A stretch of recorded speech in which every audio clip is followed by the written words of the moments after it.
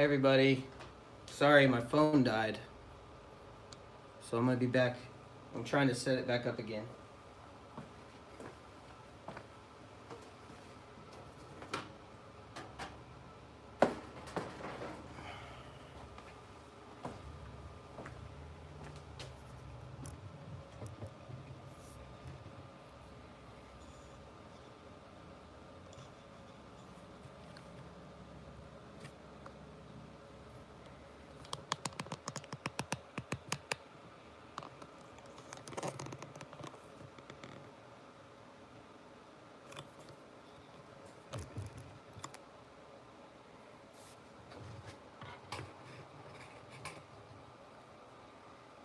Hopefully everybody can see that all right.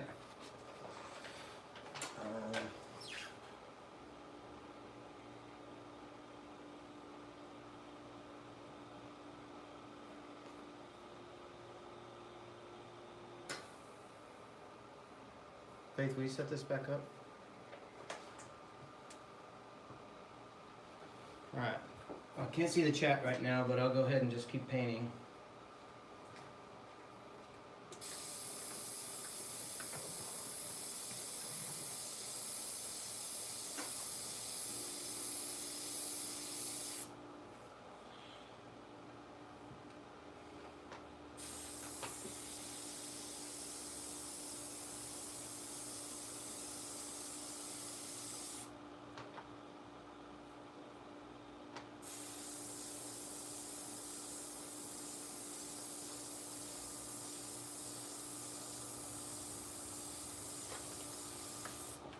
Thank you.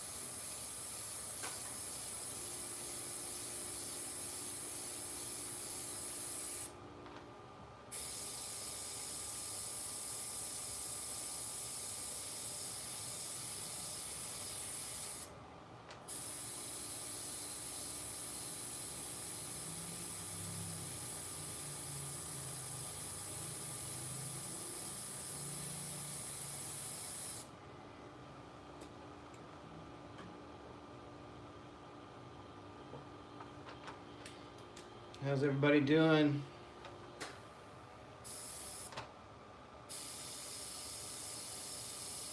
Just kind of just chiseling away at some of these details here.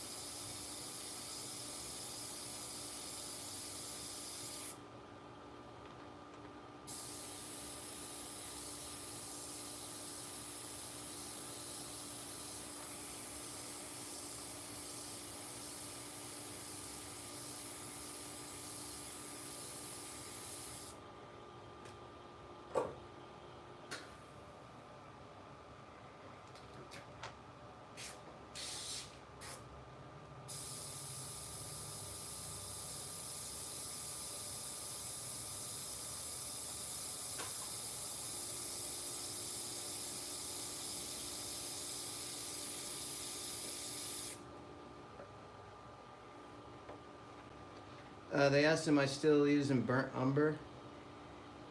Camera is farther away and harder to see. Nope, I'm using a cocktail of many different colors. So it's like vascular violet, burnt umber, and scarlet and black.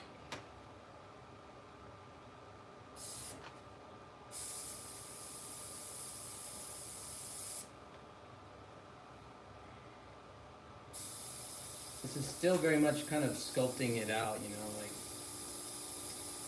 trying to find the shapes.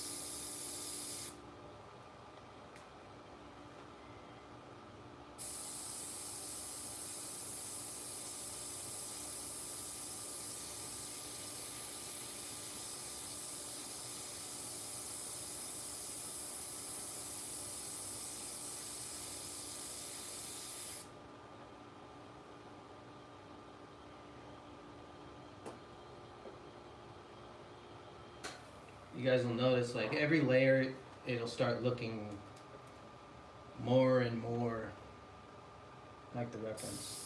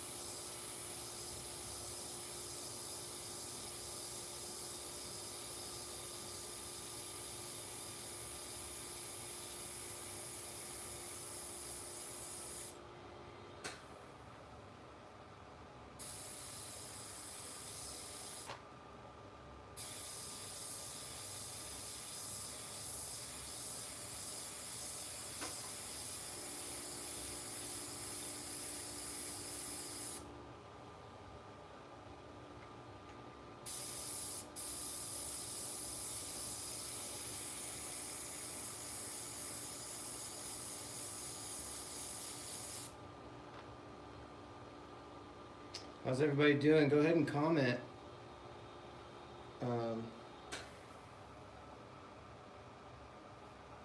If you have any questions about what I'm doing.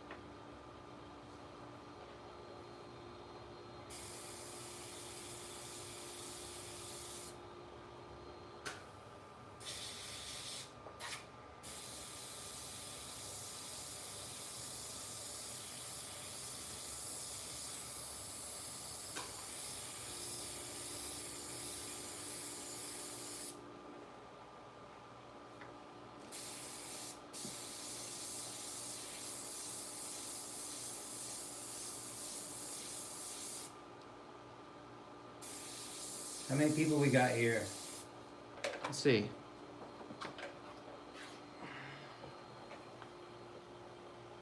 Got 8 people watching.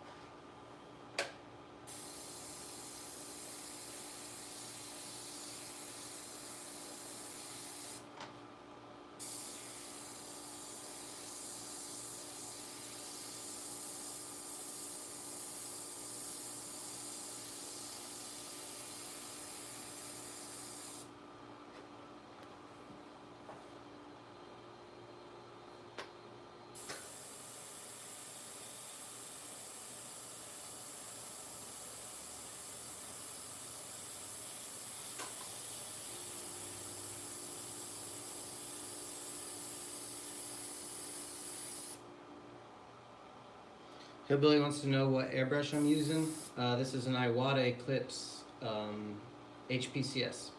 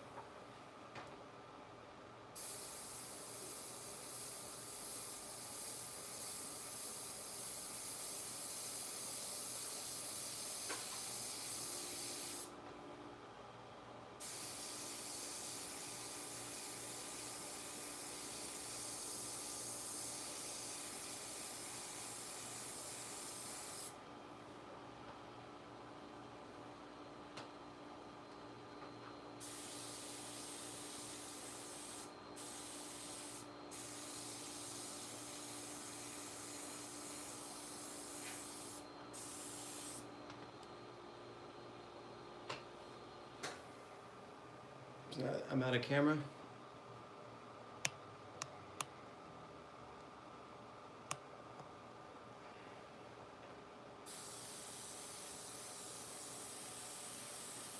That better?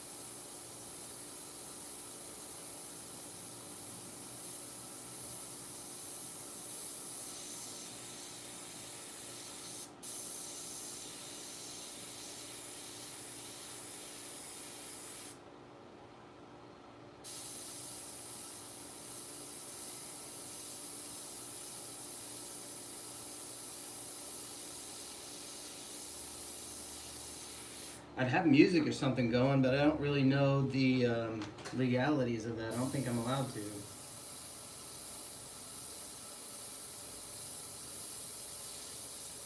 I think maybe on Facebook you can, or Instagram or something, I'm not sure.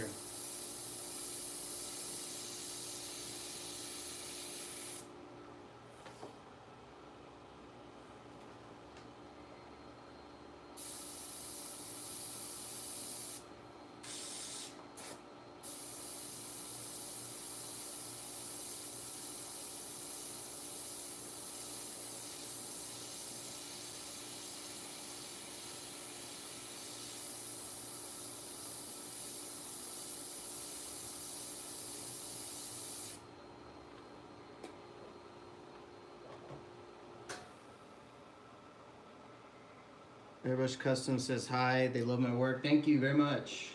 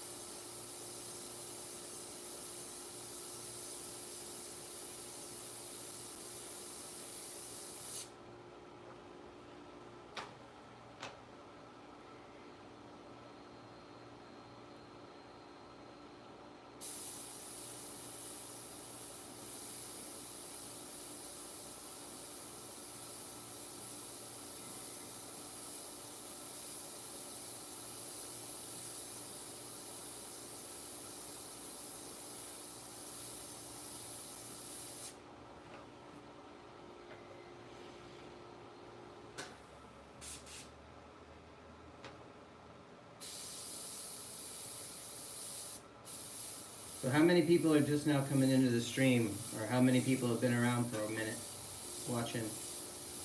Anyone new?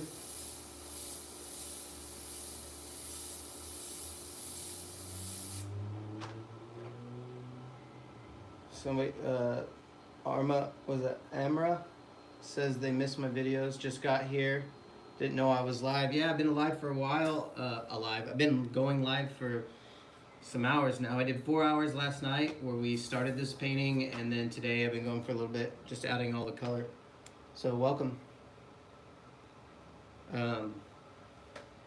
Yeah, so if you have any questions, comments, go ahead and post them up.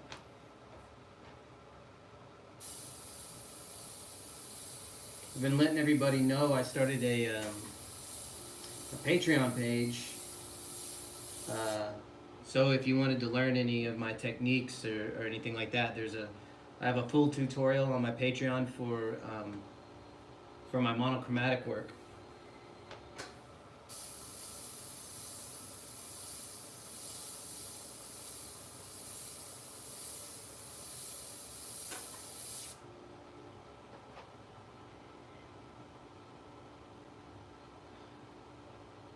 Brushstroke says he's been here for the whole time. Good on you, mate. Good on you. That's how Kiwi Terry would always greet me. Or how he would always tell me good job. I can't do his accent very well, but...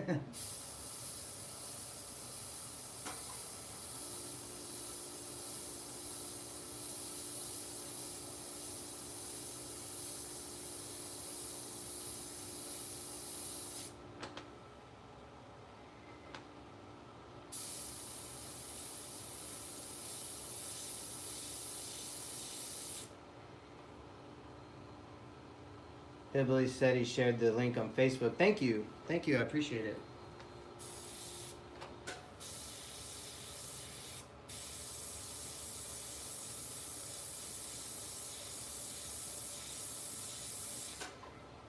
Can you all see what I'm doing here? Yeah. Cool.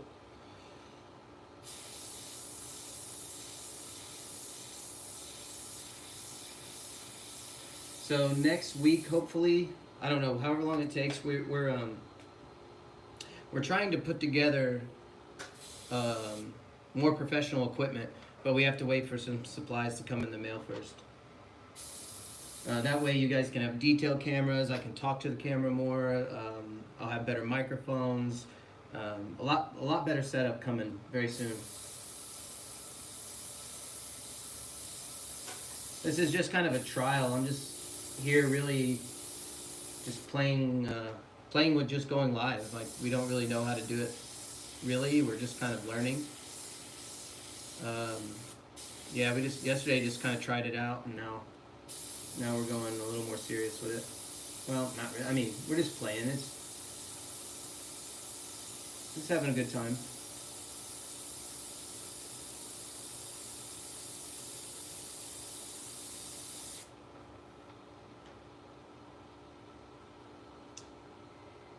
Thank you guys.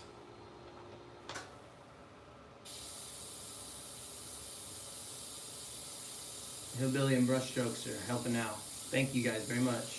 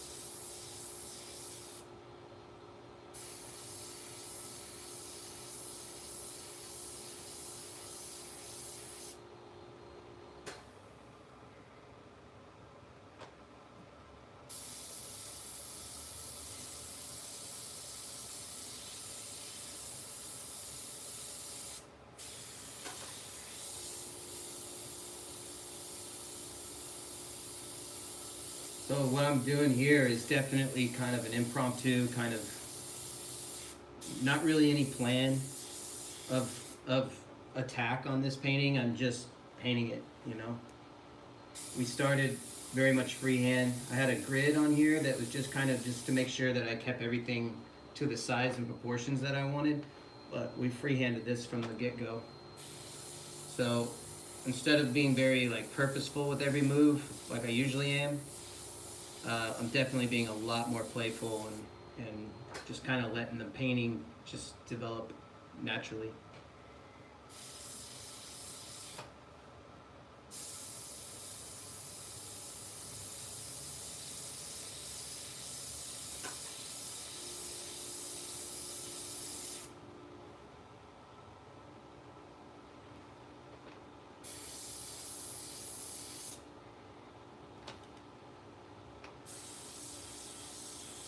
Hopefully, if we get this going and we get a good, nice setup, I could probably set up like 4 or 5 airbrushes, so when I'm doing this color stuff, I can just fly around.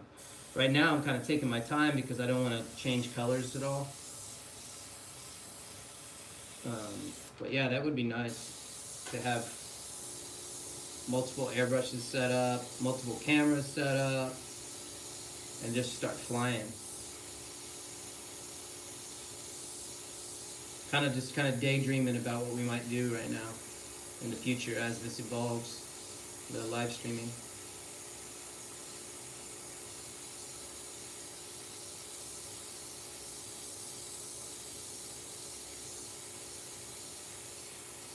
I wonder where I'd be with the airbrushing if I would have kept doing it on YouTube for longer, you know, if I didn't take that break.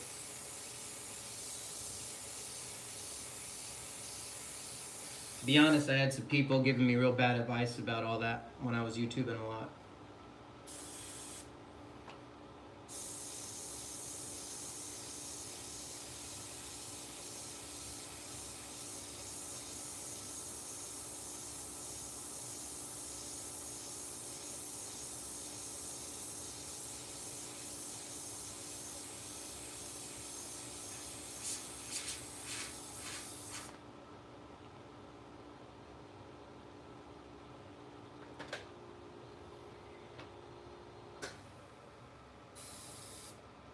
think it's about ready to switch colors.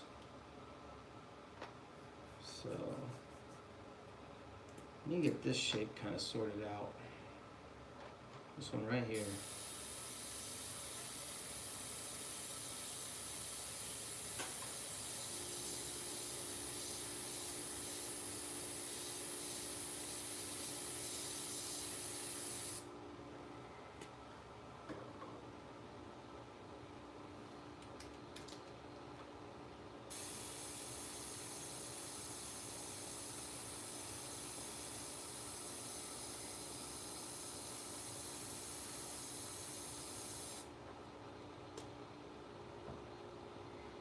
When I'm painting this kind of stuff, I'm never in my mind, I'm never thinking about hair. I'm not thinking hair or ball or whiskers. In my mind, I'm just looking at shapes. I'm just like, there's a shape here and there's a shape there. And I just kind of put all the shapes where they belong, and then eventually you back up and you see like there's a painting there.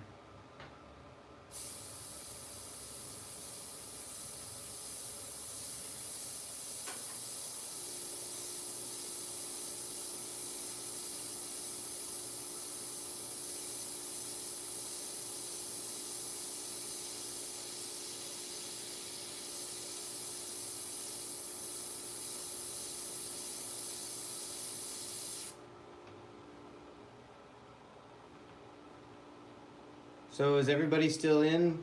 Go ahead and type up a comment and let me know what's up.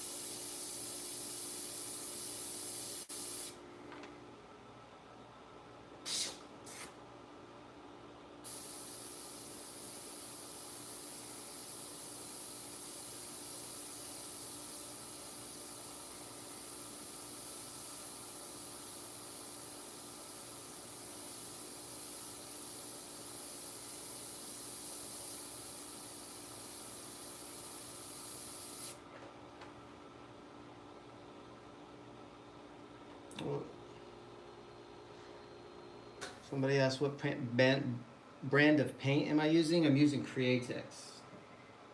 Right here. You see that? Createx.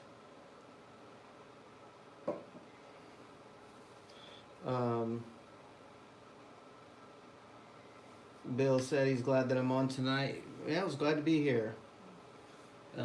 We've been talking a lot, so if I seem a little quiet, I've pretty much talked a lot. So I'm just kind of letting everybody watch me paint right now. Not really, it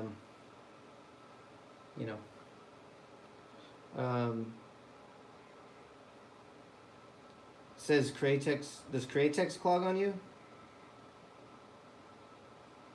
They say I'm not picking the tip that much. Yeah, I don't know. I don't know. The illustration colors never. I never get tip dry with them. I've just gotten really, really good with them. I know the paint very well. Yeah, I don't get the tip dry issue. I used to get tip dry issue when I used the regular Createx, but when I use illustration colors, I never have that problem.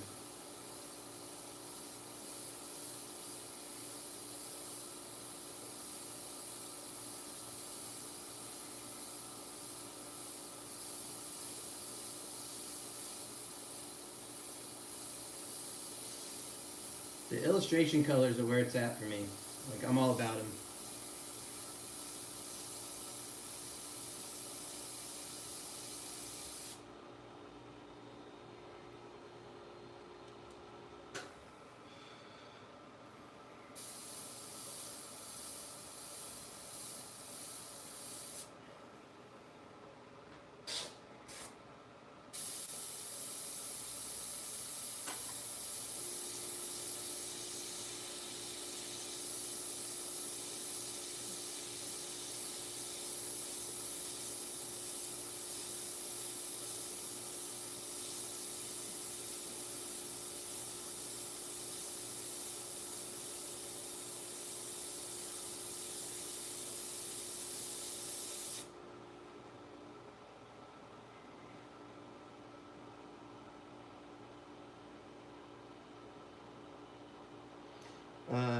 Easy Airbrush says, I notice I have shock issues when mixing too fast. I almost have to let it sit for a bit, then mix.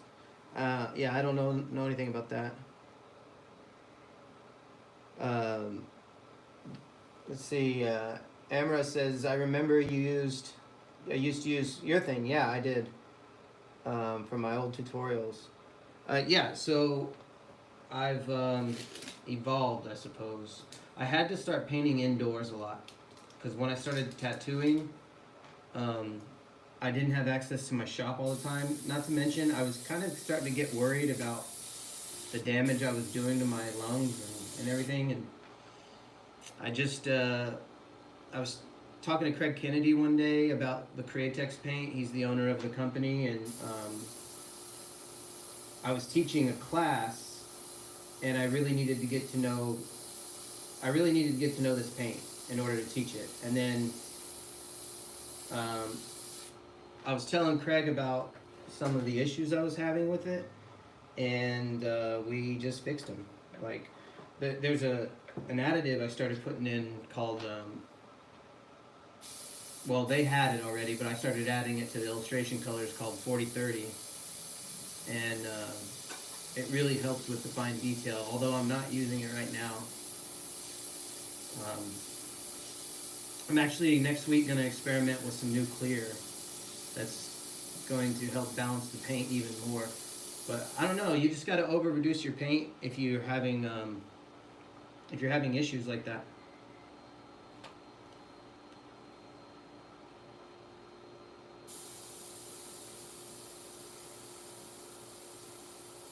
Can you see that? Is that in frame?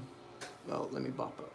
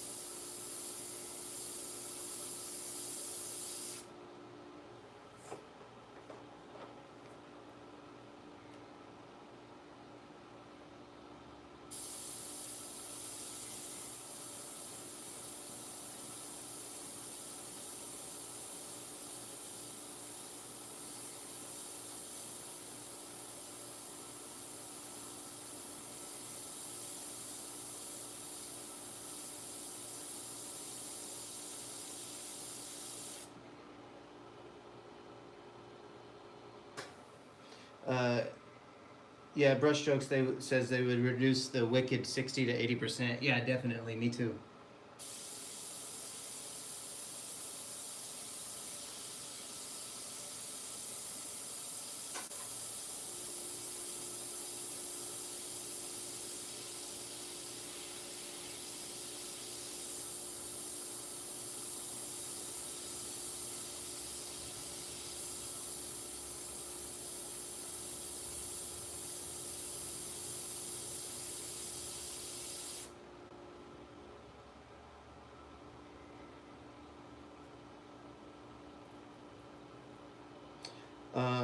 Arma said, good to know. Reduce with 4010, 4011, 4030. So I would mix the 4030 and I would reduce it with 4012 or what is it, 4020?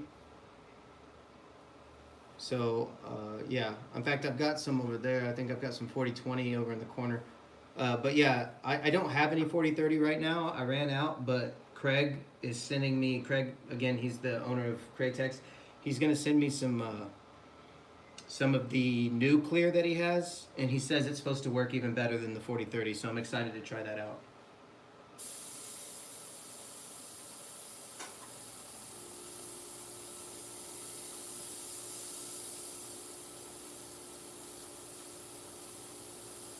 I'm also going to be doing a giveaway soon for my patrons. So if you join my Patreon, and if you're one of the top tier people, we're going to do a giveaway, and I'm going to give away paint and all kinds of cool things for the top tier patrons. Also, if you join my Patreon, like if this painting right here is of a dog that was recommended to me by one of my patrons, Darren May, and I thought it was a really cool picture, and so I decided to paint it.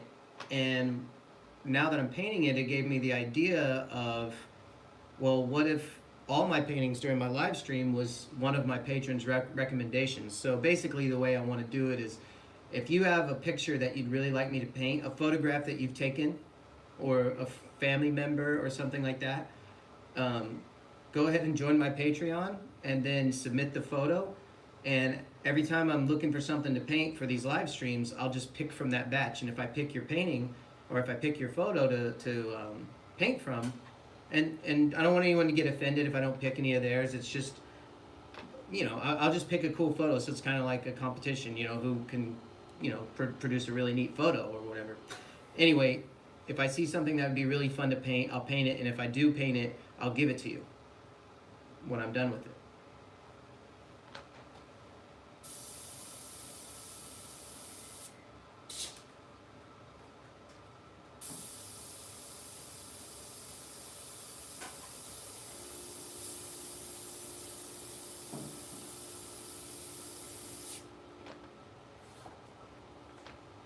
So if you want to be involved with that, go ahead and join the Patreon, and you can go ahead and submit some photos there.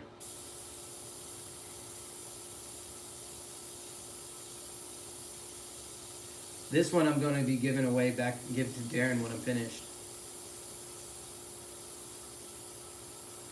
Like as soon as he sent it to me, I think we were doing a live Q&A one night or something like that, and he sent me this photo, and I thought, yeah, I'd love to paint that. So here I am painting it. So it's not a commission.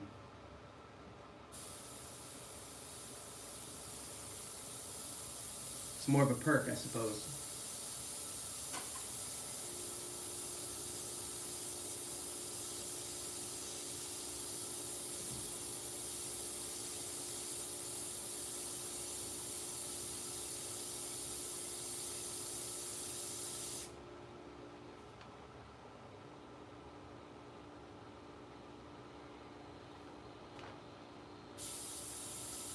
Easy says Patreon.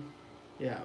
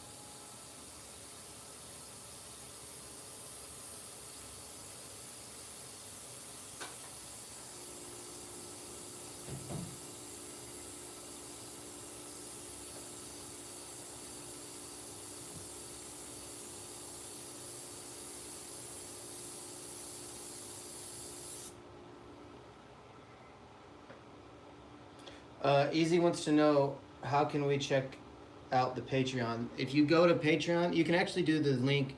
I usually have it in the description, but our feed failed earlier, and I had to get it back up real quick. But anyway, let me go ahead and just type it in here.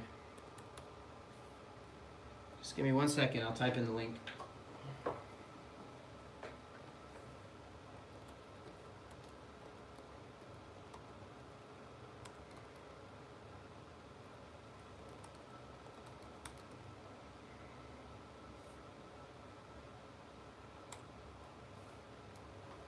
I guess you can just copy and paste that. It's www.patreon.com/Ryan Townsend. Yeah, and you can just search my name on Patreon. There's a full length tutorial on there, so you will not be disappointed.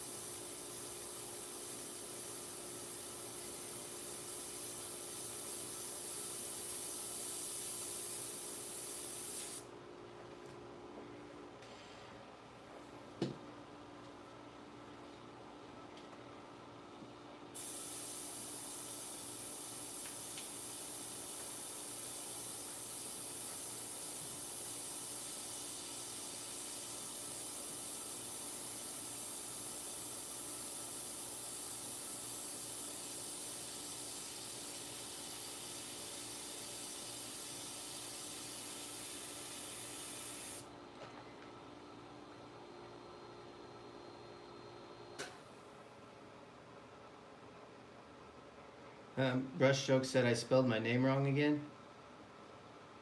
I wouldn't doubt it.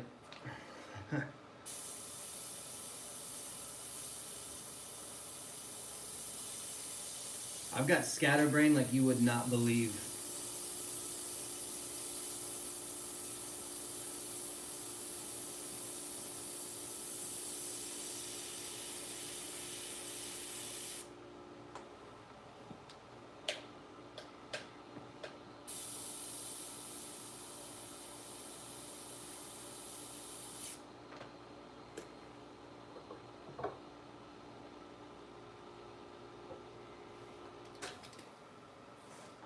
Y'all might see that it's a little sketchy. That's because I'm freehanding everything. So I'm kind of developing the shapes as I go.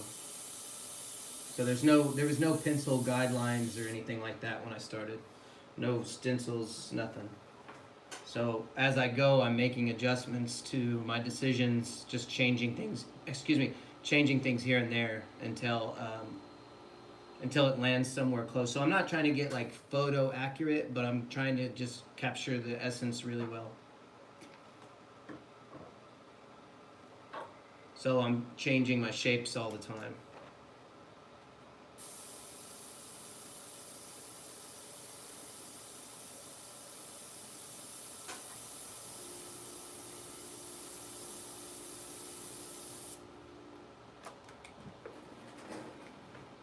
For this kind of crazy detail, I need my reference like right there. Can you guys see it? Yeah, so you'll notice I zoom in like really far when I'm trying to catch all these little subtle bits.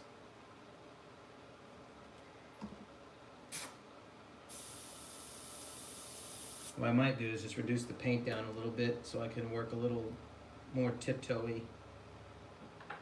I always say tiptoey, like if I say I'm tiptoeing through it, what I mean is I'm working very, very light and transparent so that none of my decisions are really that committed. So if you'll hear me say that a lot, like I'm tiptoeing around. That's what I mean when I say that.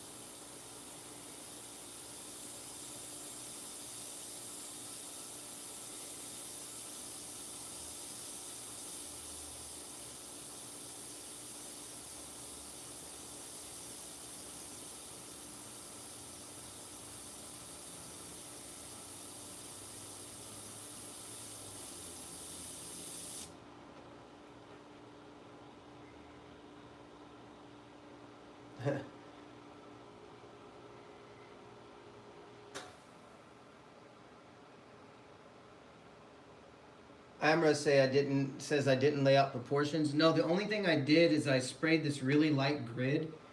Um, so you'll notice if you, I don't know if you can see in the reference, but you see this grid right back here, right there. It's all 1 inch separation. So what I did is I took my airbrush and I kind of just gridded it out real quick, just to kind of give myself a barrier to paint inside of.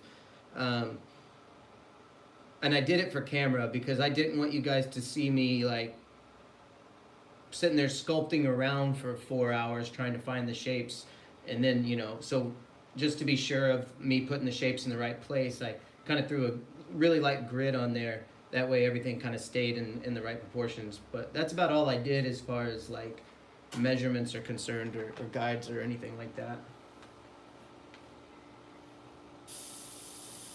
So if you want to see this from the beginning, when we're done with this, go watch my live stream from yesterday, and you can see me paint this from the very beginning.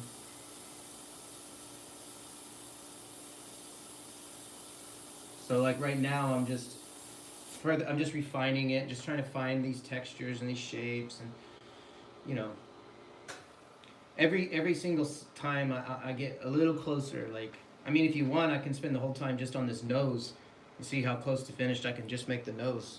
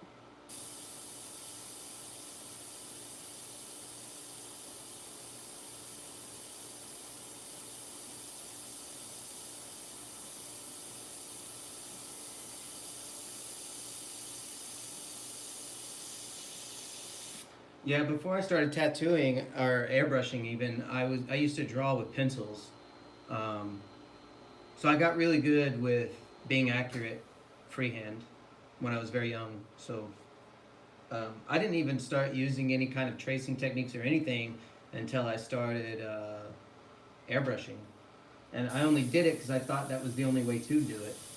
So after I got a lot more savvy with airbrushing and got a lot more comfortable with it, um, I kind of quit using. I still use transfer techniques from time to time. Depends on if I'm in a hurry or not or whatever. But yeah, I don't use a lot of transfer techniques, I guess. I'd rather let the painting be unique, you know.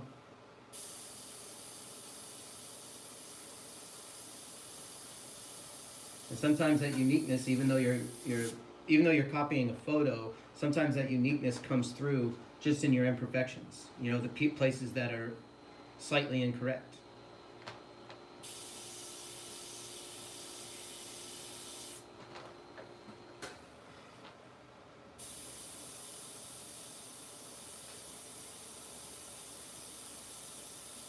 It's like controlled mistakes, I guess. Like knowing when my mistakes are worth fixing or when they might add character. So I just some I fix and correct, and some I let them just be there.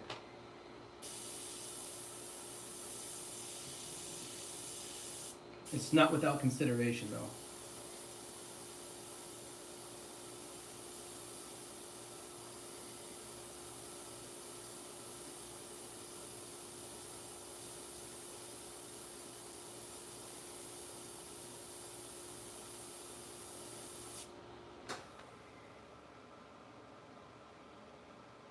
Brushstroke says it's been awesome watching it come together. Well, thank you. John says he just joined the Patreon. Excited. Awesome, man. Thank you. I want to get like one of those sound effects like.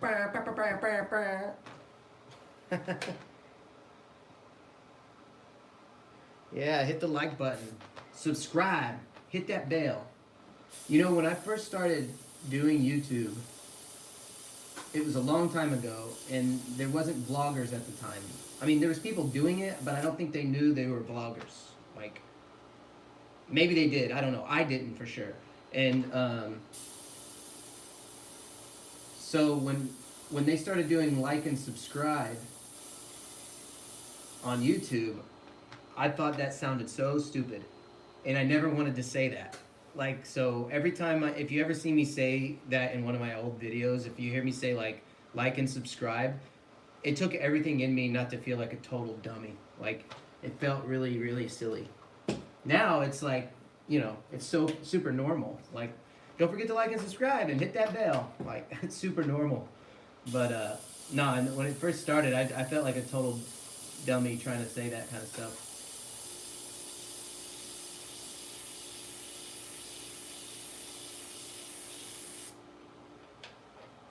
Hit that like button.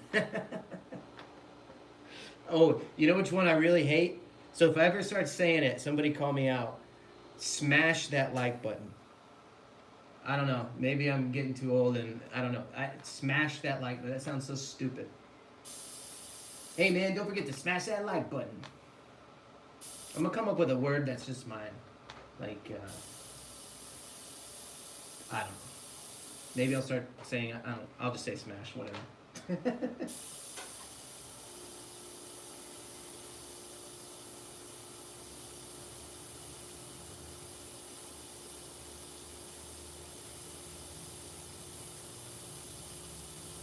Or fam. That's another thing that a lot of the YouTubers say now.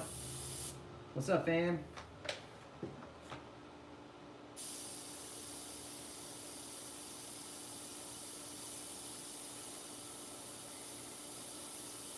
Don't forget to like and subscribe.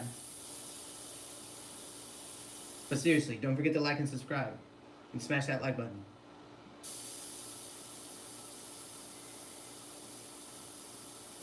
More content coming at you. I'm hoping, I really, really am, I'm hoping that I can do this for a long time. Just the live streams, making more videos. We're getting back into it, and we're getting pretty serious about it. So please definitely support us. Because I'm excited to get back into it. I've been really focusing on my tattoos for a lot of years now. And I'm finally in my career, I'm in a place where I can get back focused on my artwork. My tattoos are in a very good place. I'm in a very good place. You know, we just built a brand new shop. As soon as this coronavirus is over, that'll be in a really great place. And so, so I'm excited to be back on YouTube again.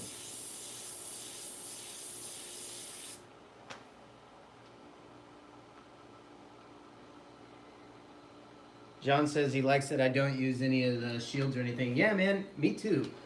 That's just something as I got better with airbrushing, I just slowly stopped using those things. And it wasn't premeditated. I think I started doing it out of convenience maybe or whatever, but then I just liked the look of my paintings better. Like, this is no offense to anyone, no offense, please, but I get disappointed if I can tell how you did it. Like, if I look at there, I'm like, and I see a shield mark, or I can see that you did ink splatter techniques, or if I can see that you used a certain, like, shield, I don't know, I'm like, I want to look at it and go like, how in the hell did they do that? How did you do that? And I feel like when you freehand it from the beginning, and you don't use any of those tools, then nobody knows what you did, you know? I mean, obviously you freehanded it, but they don't know, you know? So it's a mystery. Like, how did you pull off this or pull off that? And it's always unique because everybody's hand is different. Everybody pulls the trigger a little bit differently. And so if you get really good with the freehand, then it really starts becoming your own painting.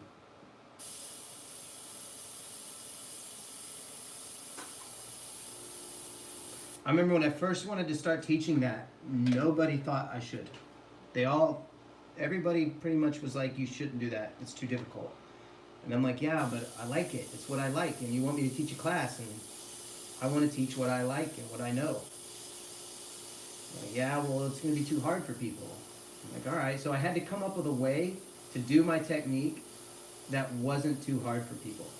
And that's actually what I teach in my video on Patreon, the full length tutorial. That's my version of my really hard technique, but in a simpler way that's not so scary, I guess. Pretty much, I'm most comfortable in the scary parts. Like if you're worried that maybe I'm making a mistake, I'm more comfortable in that. If I'm sure of every single movement that I do, I think I get bored, to be truthful about it.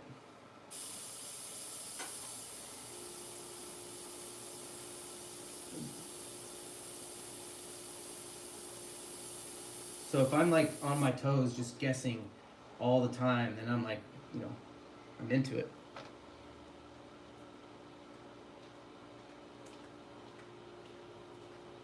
So my shop is in Florida. We are in a town called Dunedin. It's called Eden's Edge Tattoo. Brand new shop. We just opened it. Just in time for the coronavirus.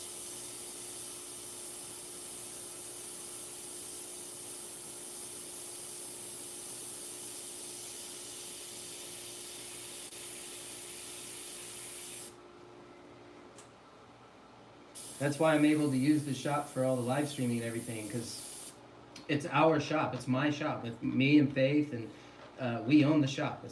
We're the owners, so we can make decisions. So I always wanted a tattoo shop I could paint in comfortably, and you can't do that when you work for someone else because it's their shop, and they want to run it their way. So now that we have our shop, I can set up a little airbrush studio, do all my live streamings, and then I can do my tattoos, and it's my call. And that's the dream, that's why we did this. I can do both my favorite things. I can airbrush and I can tattoo. And I can make a living at it.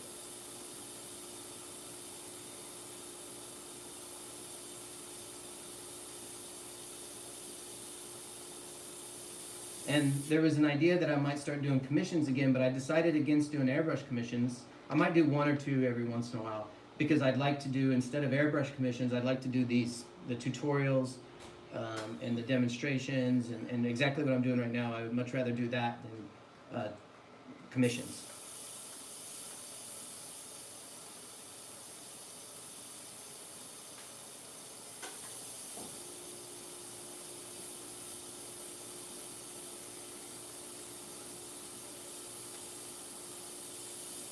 Plus, Faith and I do a lot of traveling too, so this is something we would be able to do on the road. Like, I'm gonna have to go to Portland very soon, and when I do, I'm gonna live stream the job that I do there. So that should be very exciting. That job I'm doing is actually a collaboration with a very good friend.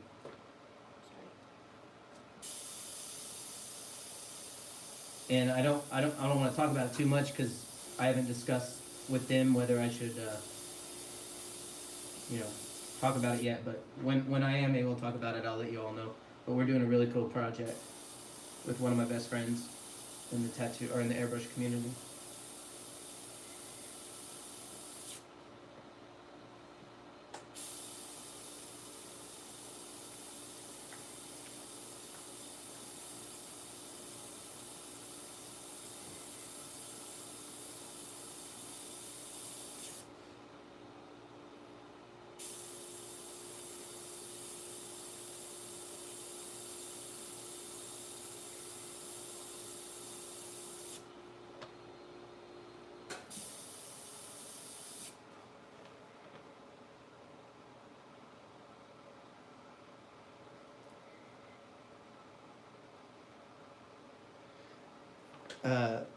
Amra says, I used to do magic. I always liked watching magic shows and seeing if I can figure out how they did it. The ones I can't figure out right away were always my favorite. So he gets what I mean. Exactly. Yeah, I'm the same way. I admit I'm guilty of when I go and I see my friends, like when we do SEMA and everyone's able to see everyone's projects up close. I don't mean to do this, but I pick them apart. And I'm always most impressed when I can't quite pick them apart. You know, when I can't see what they did.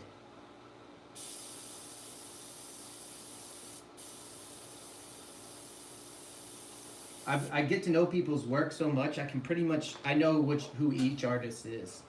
A lot of times, so I'll be able to look at somebody's painting and I know who did it just by the way that it looks, the scribbles and how they come together. And I'll admit the competitive person in me, like if somebody does something really badass, my first is like, damn it. But then I get to appreciate it because I'm like, oh, I got it. You know, because I still got that competitive side of me that, like, ah, look at him. He owned it. And you go and congratulate him. It's like, yeah, you killed it. You upstaged this.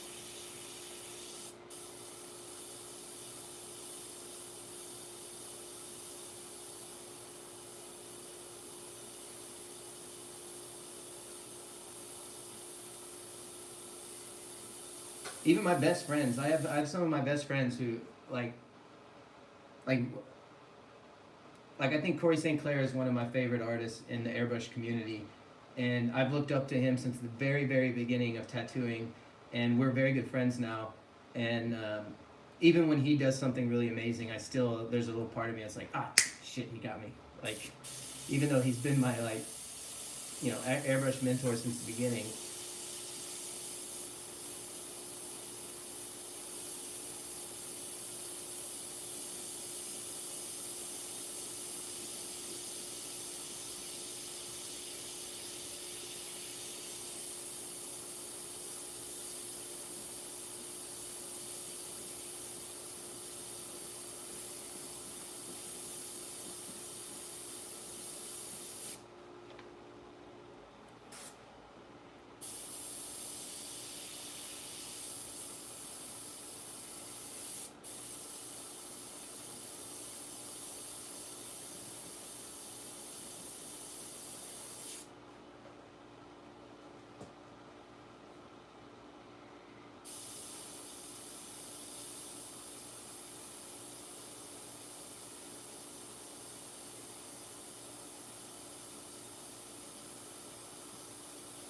Again, with these little squiggles, I'm not trying to be extremely accurate. I'm trying to imply the shape, but not like nail it 100%.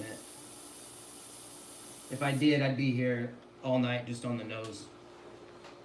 And I have been that obsessed with my paintings before. There are a few paintings where I obsessed over every single detail to absolute accuracy. But I would have stenciled it to do that because there's no sense in me freehanding if I'm trying to get that close to accurate. Then it's just torture. It's like, why would you do that? Another reason I don't do like photorealism that much. I mean, I guess a lot of people would consider what I do photorealism. I actually don't. Because photorealism to me means you're trying to mimic the photo 100%. I'm always trying to mimic the photo, but allow myself to come through. So that's why I don't really call it. I mean, it is photorealism technically, but it's not like absolute. Maybe that's what I would call it, absolute photorealism. That's when you're trying to 100% nail it.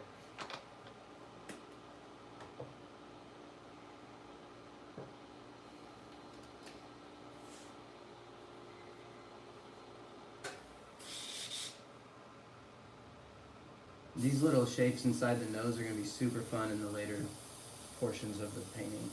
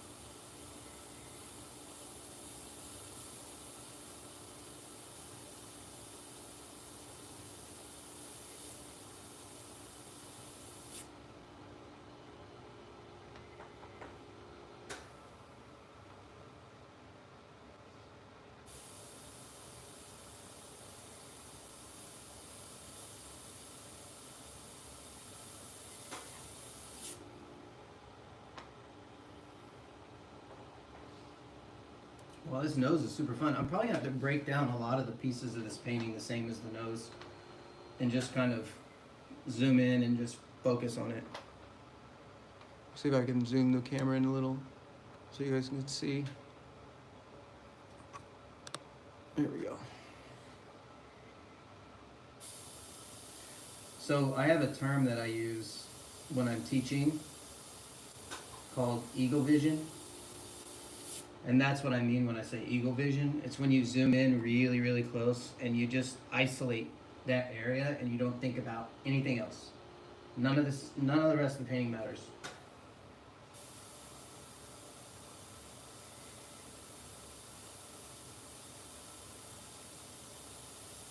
And you can learn all this and more on Patreon.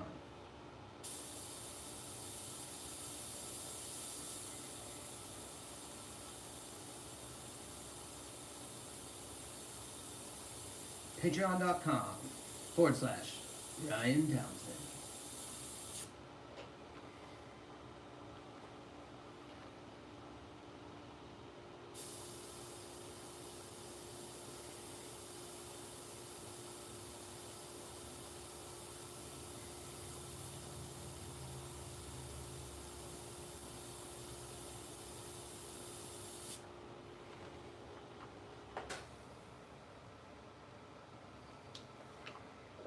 So these aren't going to be as bright in the future either because I'm going to end up buffering them down with other colors.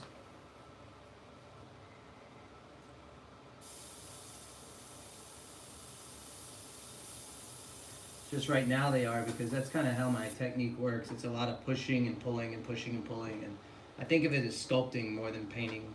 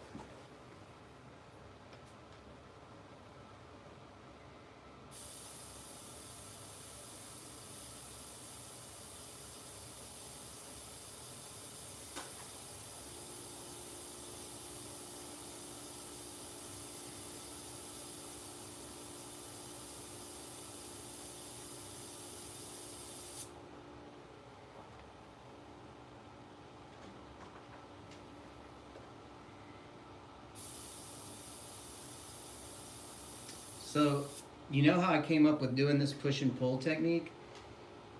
That same day that I told you I was talking to Craig Kennedy about Createx colors, I always had this technique that I would use with urethanes, and it was very, very, very, very transparent.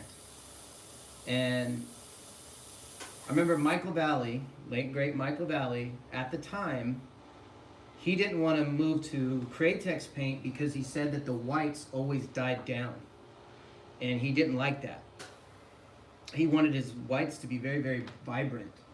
And on a side note, they've since changed that and they have opaque whites for the whites that do not die down. But it was kind of like I had already been painting with this technique, but at that moment I was able to give it a definition. I was like, instead of complaining about, or not complaining, but instead of being like thinking about it like, oh, they do die down, but I like that because sometimes the whites are too harsh and I want something I can build slowly and subtly over time. And I started noticing that all the illustration colors would melt into the color underneath it, especially when I would add the 40-30 to it. And so I started using that to my advantage. I was like, well, then I'm gonna start pushing and pulling the whole time, because I can get away with it now, because that white doesn't just sit on top of the color, it melts into the color underneath it. And so I started like using that to my advantage, and I got to this push-pull technique that I do now, which is kind of, I infinitely go back and forth, because I'm able to mix the colors like that, and I call it melting it in. And I remember Craig Kennedy said that he really liked the wordage, like, you know, it would melt into the color underneath it, which, you know, I don't know what it's chemically actually doing, but that's what it looked like it was doing. And I'm not, you know, he was like, yeah, you're not wrong. And so you know, it's marketed that way. Like, this, you do want it to melt in. You want it to go on bright and then kind of die down. That way you're able to come back in and punch it back up again with over time. And then in the very end, you can hit your highlights real hard.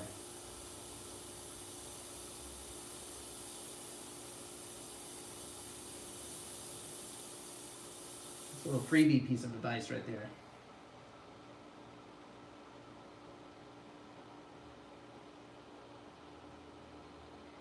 Yeah, he's saying that some people use orange to keep the blue shift down. Yeah, I'm always the blue shift. I'm messing with it the whole time. Like, I don't like reach for orange, but I mean, if you think about it, of course orange keeps the blue shift down, because orange is the opposite of blue. Anytime a color shifts one direction or another, you use the opposite color to counteract that shift. So the way that I paint, it's constant counteracting, and I'm doing it on purpose. So people avoid if you think about it, a lot of people avoid the blue shift because they feel like they're somehow messing up. Well, I use that to my advantage, and I do it on purpose.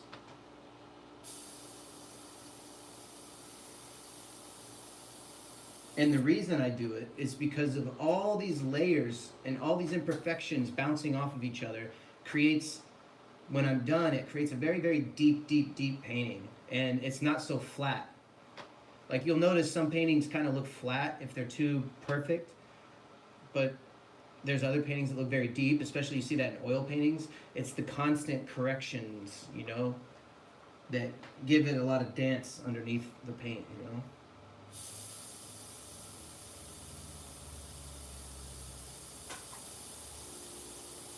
It's imperfectly perfect.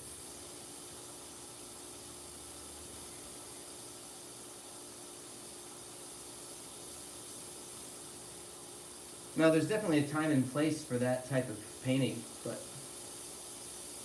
you know, I wouldn't say that it 100% always works. I did a portrait one time where I kind of took it too far, and I couldn't find my way out of it. Like, I had so many muddy colors, and I couldn't get out of it again, because I kind of took my theory, and I was a little too extreme with it. So there's a sweet spot for sure.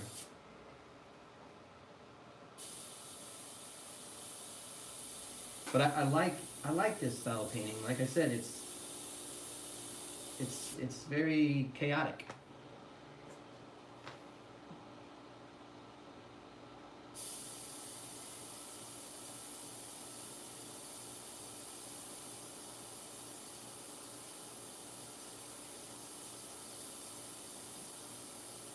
I'll tell you, when I get into the details though, my back starts just killing me.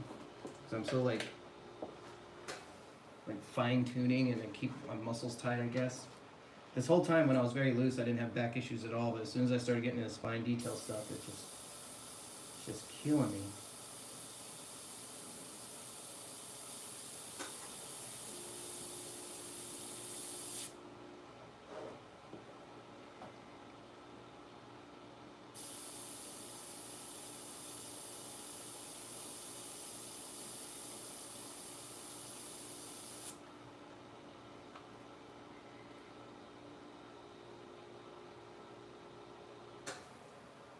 John says he works with India inks.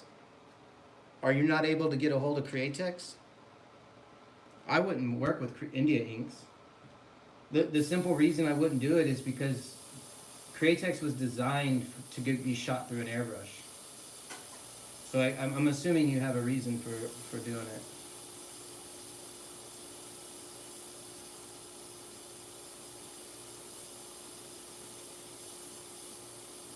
Unless you're not airbrushing at all, unless you're just doing another style of painting.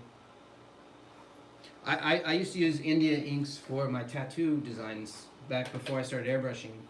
In fact, when I started airbrushing, I used to try to airbrush the same way that I would, like, we call it spit shading in the tattoo world, where you use a brush and it's kind of a watercolor kind of technique. And I used to try to make my airbrush look like that. I'm miles away from that Ryan. Like, I don't do that at all anymore, but I would like to go back into spit shading. I guess if this live stream does really well and I keep doing it, maybe I'll start introducing other types of, you know, painting. I can do some spit shading and maybe some pencil drawing or something like that. Digital art. I paint a lot on my tablet with Procreate. Tell you what, guys, I'm gonna take a quick break. I'll be back in a few minutes or in a minute. I gotta use the restroom.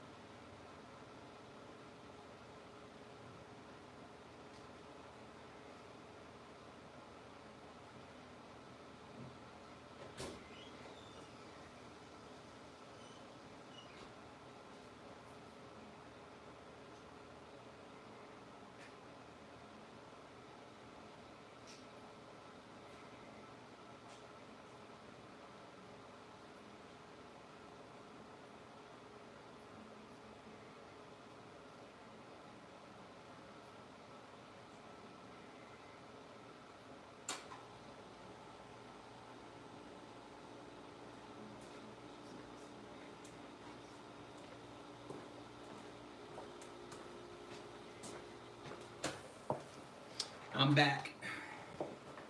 And yes, I wash my hands. Alright.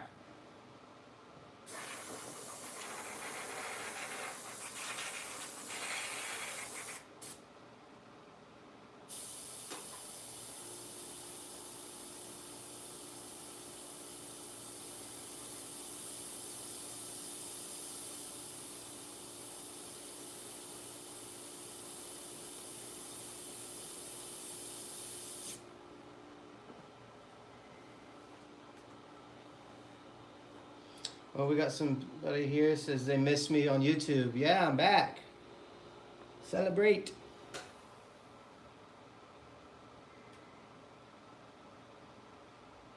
John says he likes the monochrome from the ink. I'll tell you what, John, you should check out my tutorial on Patreon.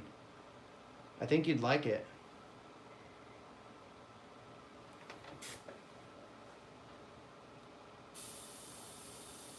It's I pull off some pretty crazy stuff with the monochrome. I fancy myself a little bit of a monochrome expert.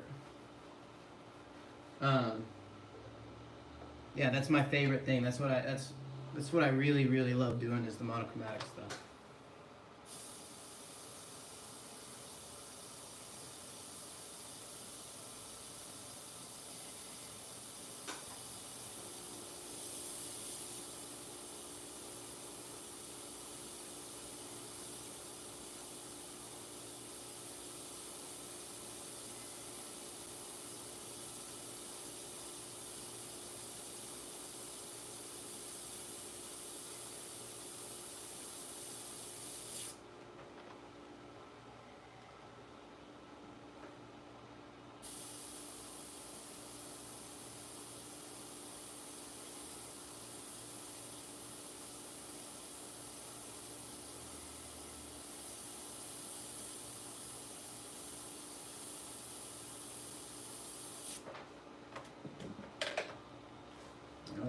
Can you guys still see what I'm doing?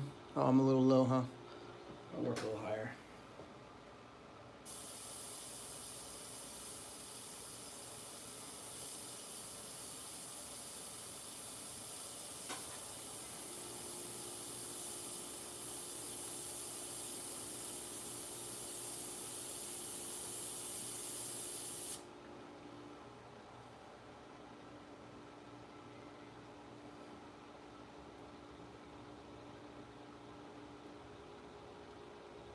Somebody said they've missed the first 20 minutes.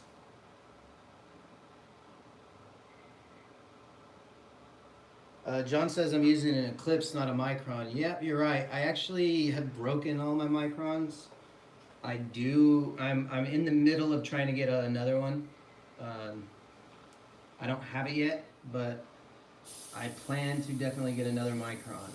It's funny, you know, I get to where I get really good with the Eclipse, and then I think I don't need a Micron because I'm like, man, I got this Eclipse stuff down. I can do anything with it. And then somebody lets me use their Micron, or I get a hold of one for whatever reason, and it's just like, oh my god, like this thing is so amazing. Like I spent 5 years solid using only a Micron, but then I just kind of got away from them for no specific reason other than it broke and Hobby Lobby was close by, and so I just went and bought an Eclipse. That's it. That's the only reason I stopped using them, and just never went back. And then while I was teaching my classes in at the art circus, at the Airbrush art circus, some of my students or some of my friends would bring in a Micron, and I would grab it and do something with it, and I'd be like, oh my god, this thing is so great. And then I'm like, I gotta get another one. But so yeah, I'm gonna go ahead and get another Micron again. I just haven't gotten it yet.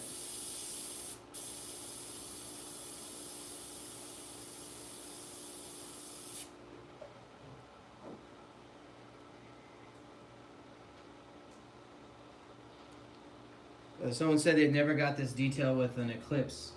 Yeah, you can get really crazy detail. Let me see how tight I can get. Now, you have to really tune your paint. You gotta get the reducer and the air pressure all to work in harmony. But let me see how much I can get with just not messing with it too much.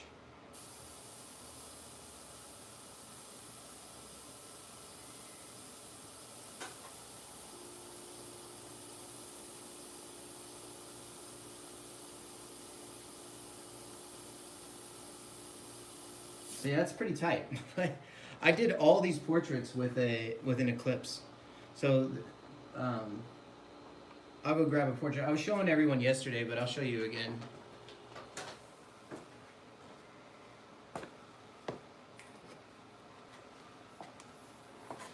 So this one right here, see if I can get it in frame.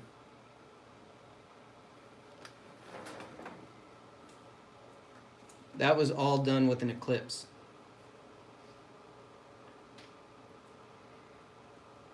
So you can get crazy, crazy detail with just an Eclipse. You can see, let me see if I can get size comparison for you. Like there's my finger.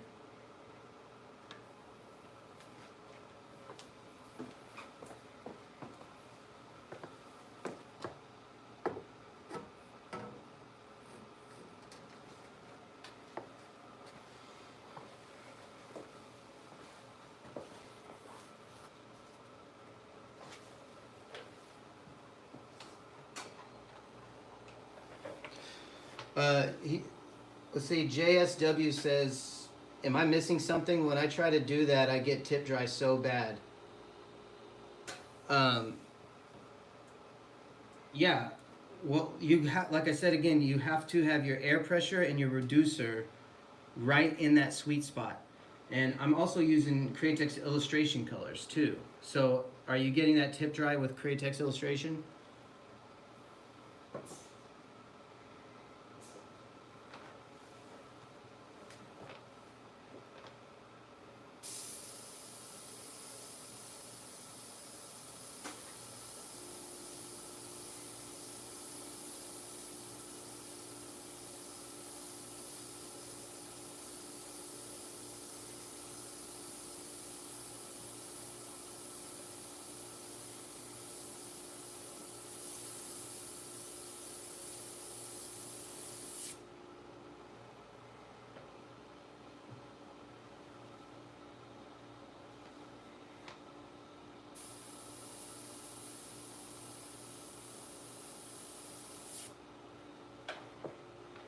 Where are we at in frame? Are you guys able to see this down here? Let me move it down. There you go.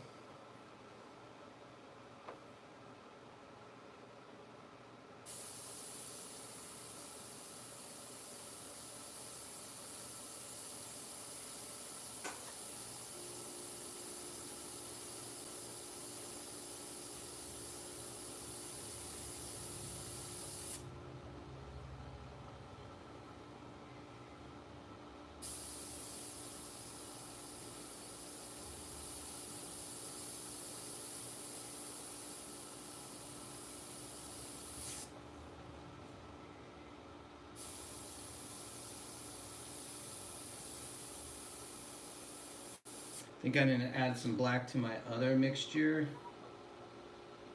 I'm going to scribble something in the nose real quick so I can destroy this color with some black. And I'll start working out these hairs. That's going to be like a lot of work just right there, just all these hairs.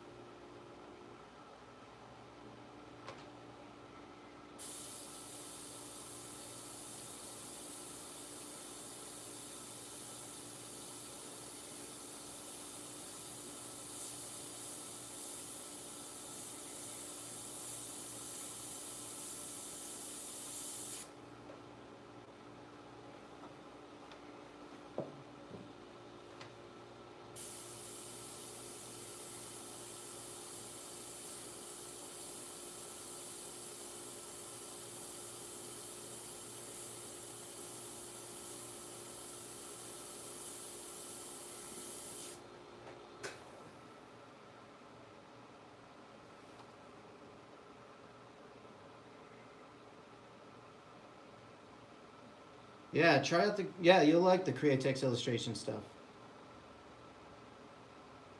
Says it looks like I'm doing 15-inch PSI. I am on about 24 PSI.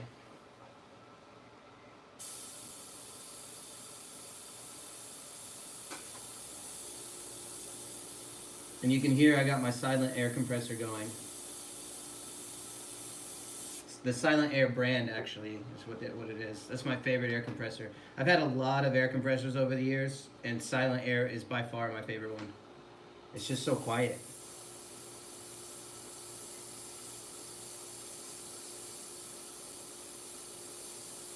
Like it's sitting right next to me, and you guys, I'm sure, barely hear it.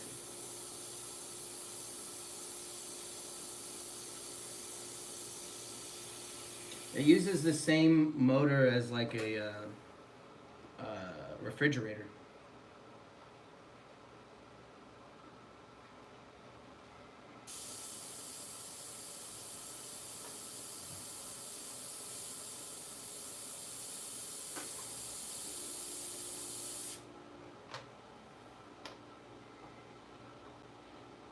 Boy, working on this nose is a lot of fun.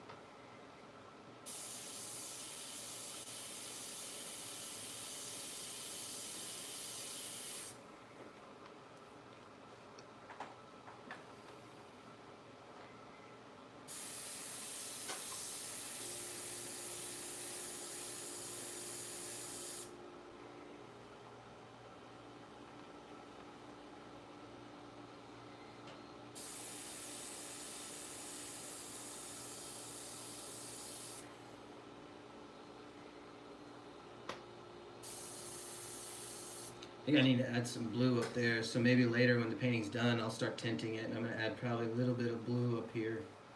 because it's kind of getting some reflection off the sky. Yeah, John says he loves the compressors. Yeah, they are very expensive. I got mine refurbished. I bought it off of Rob Churchill. He had some that were refurbished.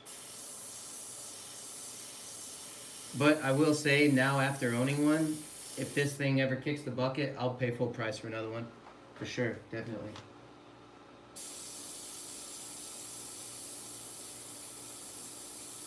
And I've put this thing through a lot of hell, actually. It's funny, I have a lot of friends, and they'll tell me stories of how they broke their equipment.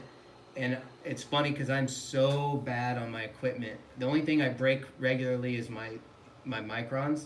But it's funny how much of my equipment somehow survives like the most terrible treatment. Like, I've had this air compressor in the back of my truck going like cross country and shit, and it's like, it'll fall over. And I've done this twice where it's fallen over in the back of my truck and it spills oil all over the back of my truck. And I have to take it to the car wash, spray all the oil out, then I have to buy the special oil from the company, or I think you can get it on Amazon now. Fill it back up, and I have to clean the whole thing. I put 3 regulators on it because I've destroyed 3 regulators by just putting it in the back of my truck. But the thing is still kicking.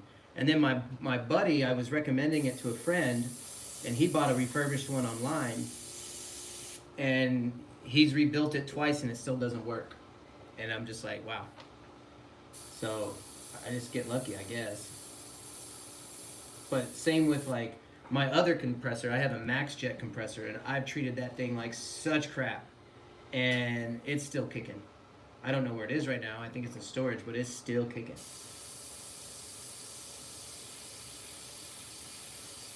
It's funny. I was at. If you guys know who Gearbox is, he's a friend of mine.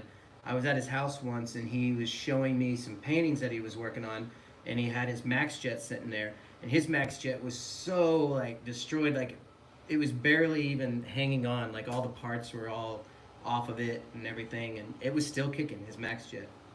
And it looked like it was a hunk of junk trash.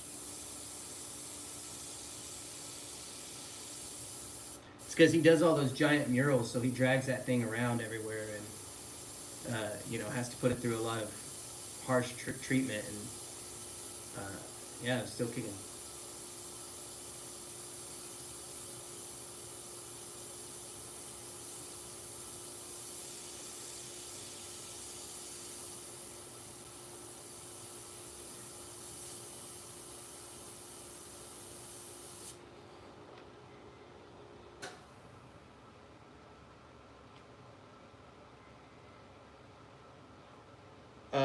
Amra says, does it have a single fridge compressor or 2? It's only got 1 compressor. I don't know that they make this model anymore. It's the smallest one they make, I think. I got like a 1 point something gallon tube. The handle that you pick it up with is actually the tank. So it's got like a 1 gallon tank or something, because it's actually the frame that it's built with. The frame is the tank that holds the air.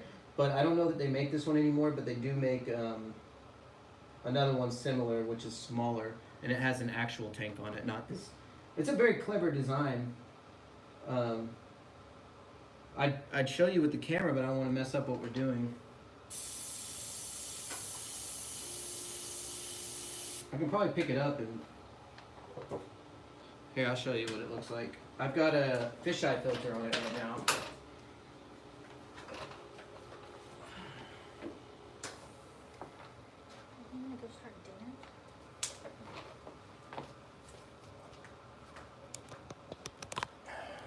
Alright, here's the painting so far.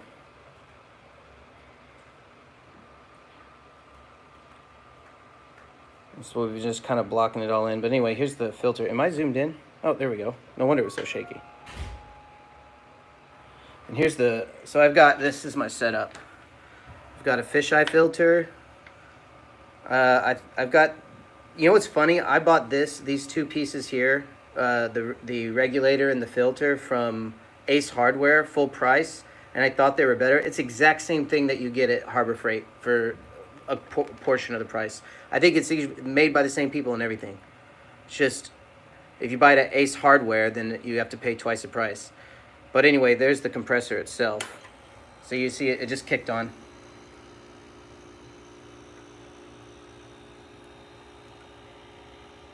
But that's my whole rig. So this doesn't do anything. It's terrible. But so when I first hooked it up, I had just this and this. So I had the filter and the regulator, and it was still getting tons of oil in the line from all the times that I dropped it. And so then I added the fisheye filter, and now I get 0 oil in the line. So no oil whatsoever. So definitely highly, highly, highly recommend a fisheye filter.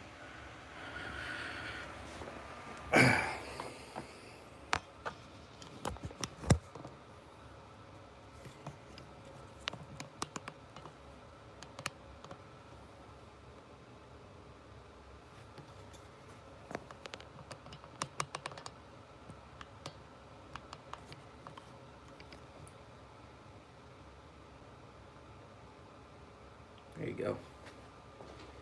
Let me know if you guys still like the picture. Yeah, Brian, the brand is Silent Air. That's right. That's the brand.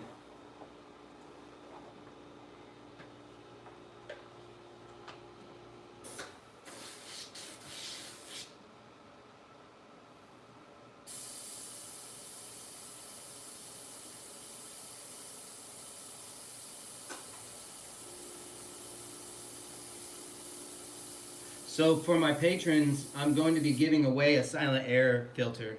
We're probably going to do that probably the 1st of next month.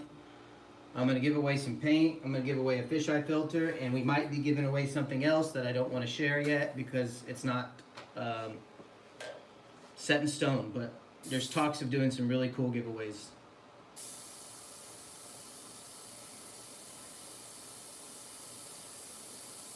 But I think we're going to give away an entire paint kit. So all of these Cratex colors are going to come in it for some of my patrons. So I'm just going to probably do a live stream drawing on Patreon to see who wins the different things.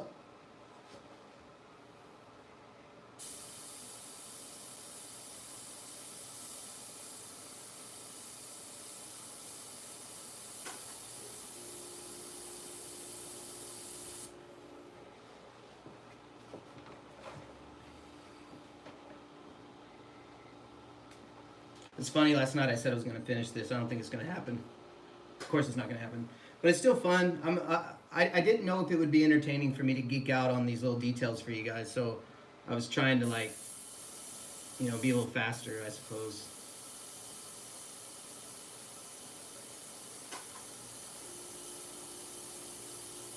But I guess it turns out that I'm not being fast at all. I'm just taking my time. Taking my time, doing some chit-chatting.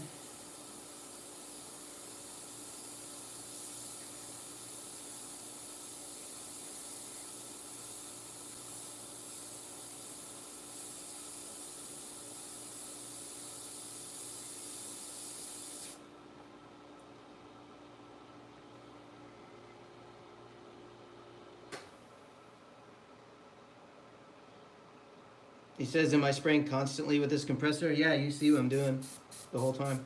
It hasn't had any problems yet. It's leaking a little oil, but I think that's my fault for knocking it over so many times.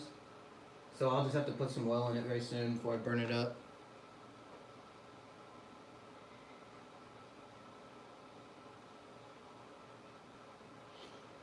Someone said, who was the model for the pinup tutorial? It was a model I found. It was actually an old Hollywood star. I follow this group on Instagram called, like, Classic Hollywood Beauties or something. And it was a picture I found on there. So, and I had it saved who it was. I have to look it up. I don't remember her name.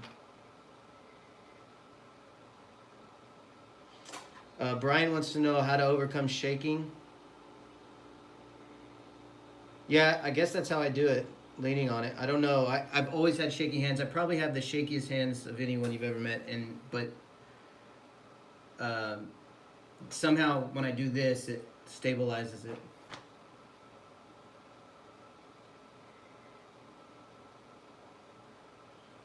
Yeah, iRock, you're right. I don't have to wait for the compressor to fill back up. That little tank that it uses for what I'm doing is plenty.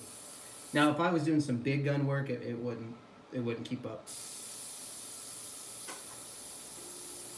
This is mainly my compressor for inside the tattoo studio, so nobody can hear it. Their tattoo machines are louder than my air compressor is. And I don't do any heavy spraying in the tattoo studio either. Like, I just do this lightweight. In fact, what I'm doing right now has no overspray at all.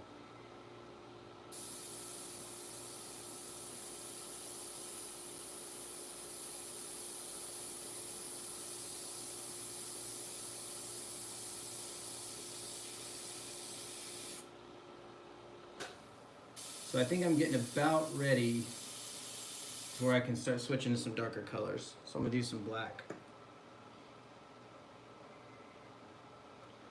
You heard somebody mention dinner? Yeah, that was Faye. She was whispering to me that she was gonna go cook some dinner. She didn't want to disturb you guys. So when dinner's ready, I'll be done. She's gonna make a pasta. She's making fettuccine alfredo tonight.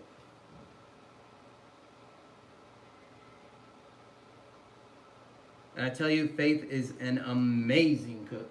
Oh my goodness. So whenever Faith doesn't feel like cooking, I always throw a bunch of crap into a pot and slow cook it. And nobody ever wants to eat my food. So I always end up putting it in a big container and put it in the refrigerator, and then I eat on it for a week. But then when Faith cooks, and she's been cooking a lot lately because we've all been cooped up in the house due to the virus, and man, she makes some good stuff. She made some tacos the other night. Oh my God. I was like, we could open a restaurant just on these tacos.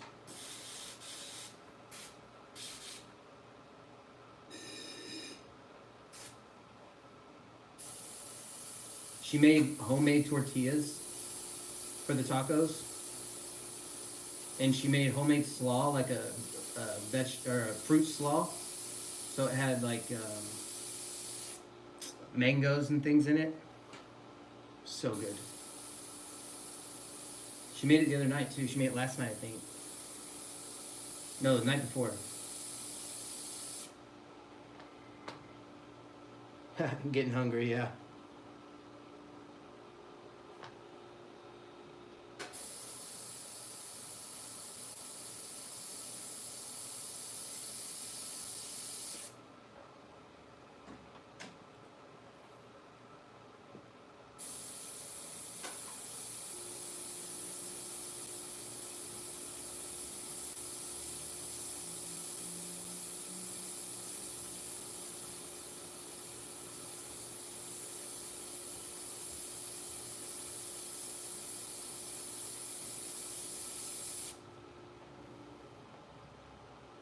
So that black isn't very strong. I'm trying to think, how much black should I put in? Maybe just a tad more black.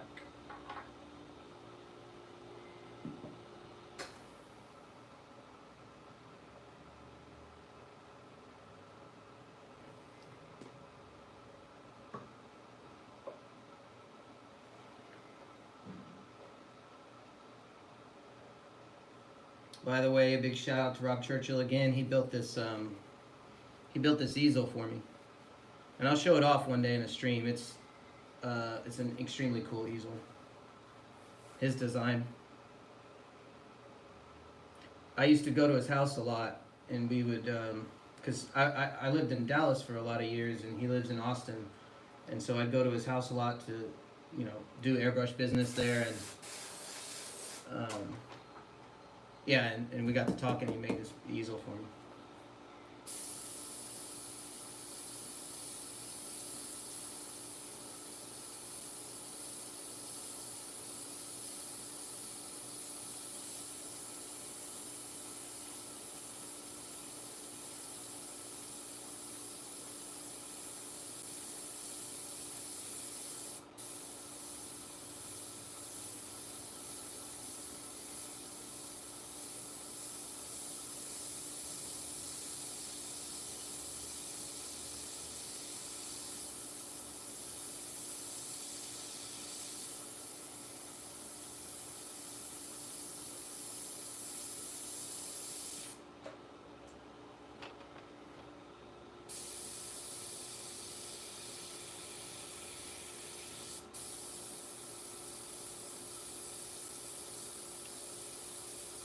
But yeah, go ahead and guys, when we're done, like if you could share these videos, I'd really appreciate it.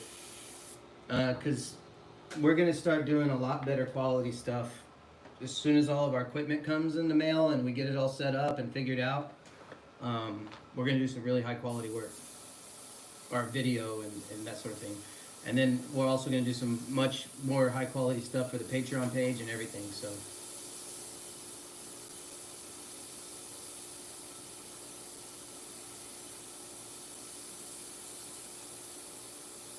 And again, for those of you that weren't here earlier and you didn't hear about it, this dog that I'm painting is a Patreon. One of my patrons requested that I do this dog, that I paint this dog, and so he's one of the $20 tier patrons, and so and I don't even think he knows. We sent him an email, but I don't even think he knows that we picked this dog to do the portrait of. And so when I'm done with it, I'm going to send it to him, and he'll get to keep it. So if you're one of my patrons and you have something you'd like me to paint, just submit it. And if I think it's a really rad photo, then I will paint it. And if I pick your photo, then and I like it. That don't mean like find something on Google. Like if it's a picture of your dog or a picture of your kid or a picture of your mother or something like that. Or whatever, maybe it's a picture you took while on vacation, maybe you were scuba diving and you have some really neat pictures of fish or something, and you want me to paint it, submit the photo, and if I pick your photo and I paint it, then you get to keep the painting, just for the cost of being a patron.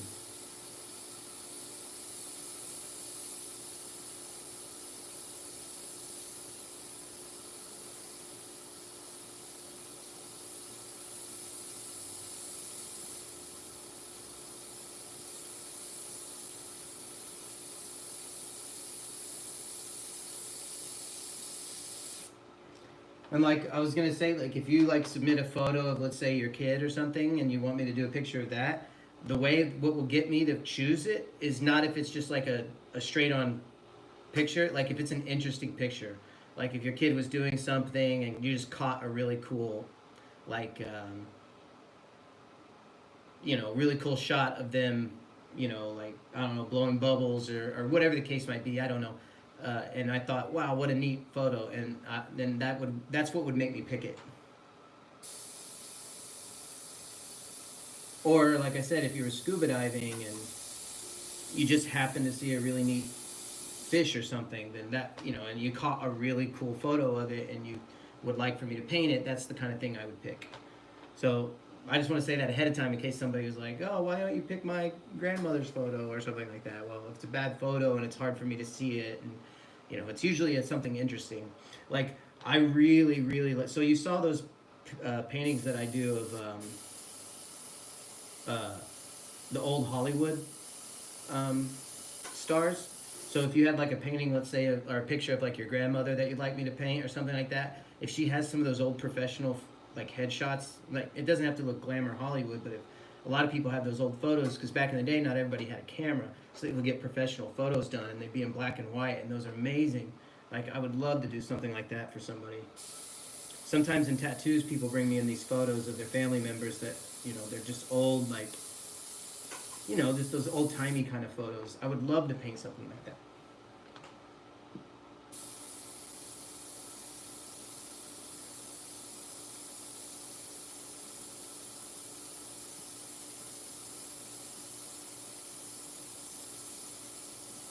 And again, pets, cool picture of your bird or your cat or whatever.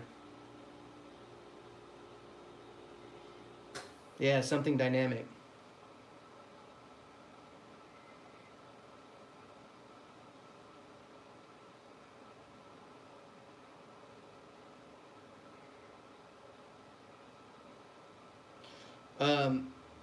So they were asking if I would consider auctioning off my pieces.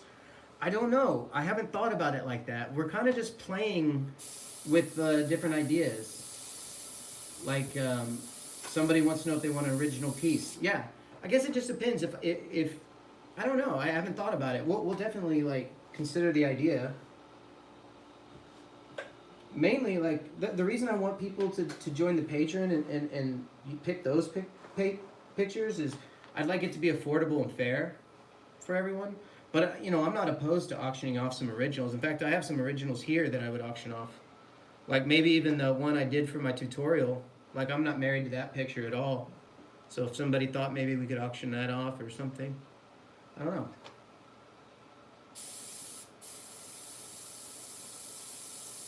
So if you go to the Patreon page, there's a tutorial in there that I did of an old Hollywood actress, and I'm sorry, I just can't remember her name. That's something I might think about auctioning off.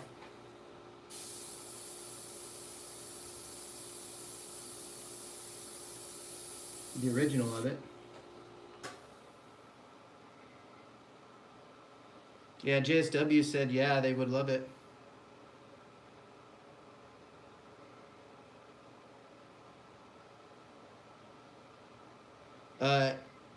INB says Michael Valley would do that. Yeah. I don't know. Like, I'm just barely started streaming yesterday, and we've got big plans. I guess it just depends. Like, 'cause some of these pieces I put like 20 hours or 15 hours in or something like that. I don't know how many hours. I wouldn't want to just auction them off for $300 or something like that. You know, I would want to. You know, I'd want them to go for the right price to the right person. I don't know. I guess it depends on the painting and the circumstance and all that. I don't know. I haven't thought about it a lot. But I will. I'll definitely consider it.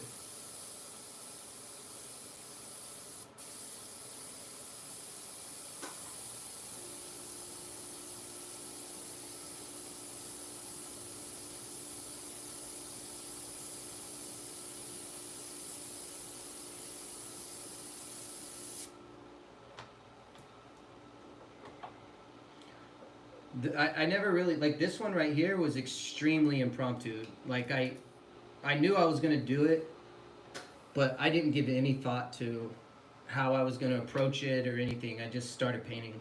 So at first I thought maybe I'd put like 4 or 5 hours into it. Now it's looking like I'm going to put like, I don't know. I don't even know how many hours I'm going to end up with.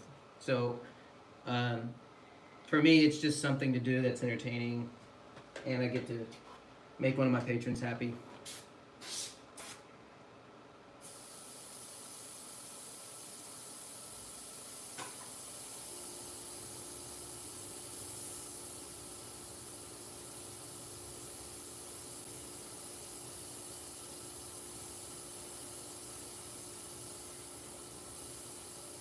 You know, it's funny, I used to try to dabble in the fine art world. I hated it. I definitely, like the fine art world, like galleries and stuff. Now, if I did galleries where I was kind of in control of them, I'd probably like it a little more, but I was doing galleries that were curated. Like, man, that was not an enjoyable, I don't know. I didn't like it. I don't want to get into details as to why I didn't like it. It just didn't fit me very well.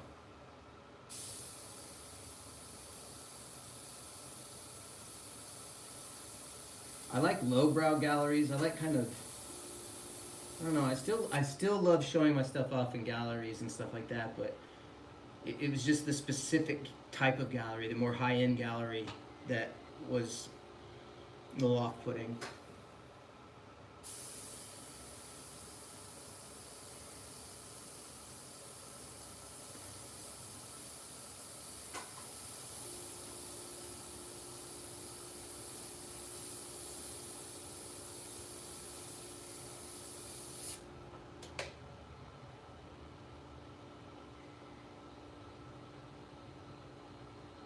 So she says Jim Lee auctions off painting for like 3 and 9 grand. Well, hell, if I got 3 to 9 grand, I'd be doing this every single day. Like no problem. I mean, I'm definitely not Jim Lee.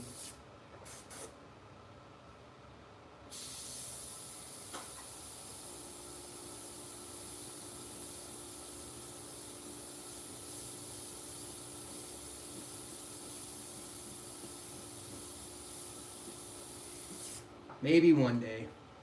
Jim Lee does like comic books though, right? So he's definitely got a different client base, I suppose. I don't know, man. I really like the idea of doing these dog portraits or pet portraits or whatever. I think that's because it's personal to someone, right? Like, I don't know. Maybe I'm wrong. I don't know. I'll keep doing it, you know? I tell you, when it comes to fine art stuff, I definitely get painter's block.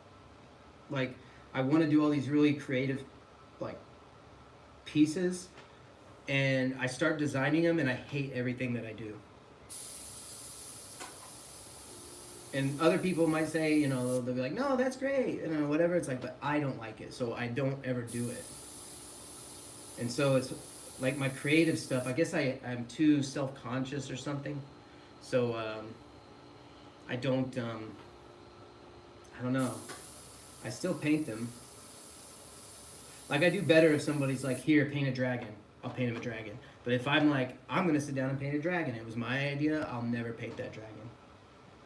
Because I'll hate every single thing that I come up with.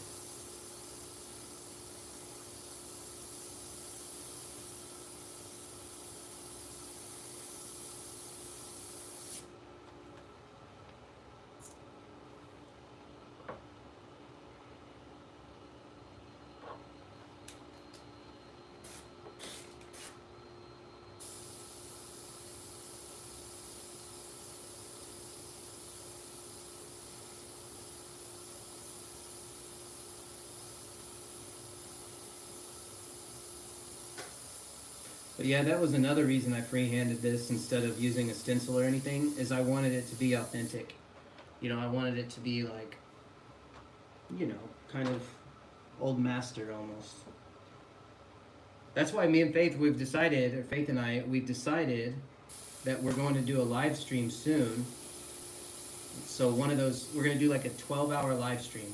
Or not 12, I think 20-hour live stream. And I'm going to paint her live. Like, so she's going to be sitting in front of me, and I'm going to paint her from life. And we're going to stream that live, the whole thing.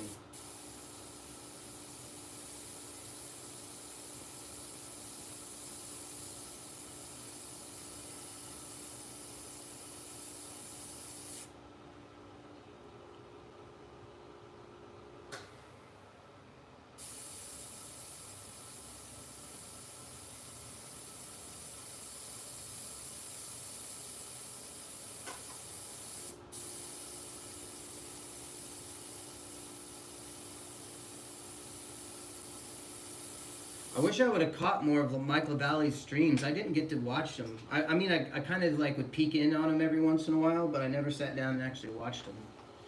I guess because I've actually seen him paint. I've painted next to him so many times. I guess I was just like, yeah, I've seen him paint. Not that I didn't think it was interesting, but I kind of regret it now.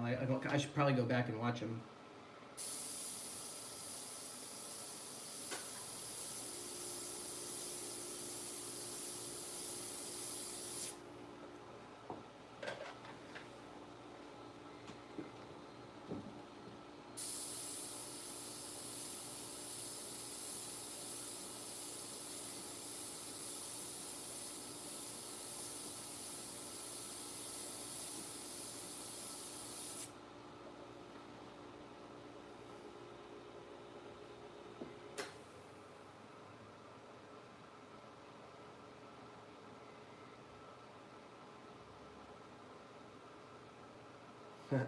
Somebody said it looks like Jessica Biel being insecure on her looks. What are you talking about? Which one?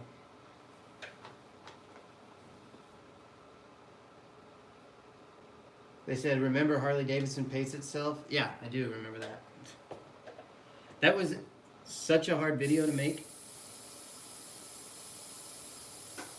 The way I made that video, is I would come in and I would paint a little bit and I'd turn around and I'd click the camera. And then I'd paint a little bit and then I'd click the camera. So every like 5 seconds, so you'd see me go like this. And then I'd click the camera. And that's how I made Harley Davidson paints itself. It was all freehand.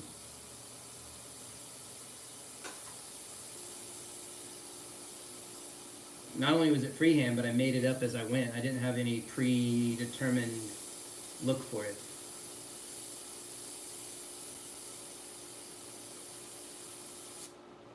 All I knew was I was painting a dragon.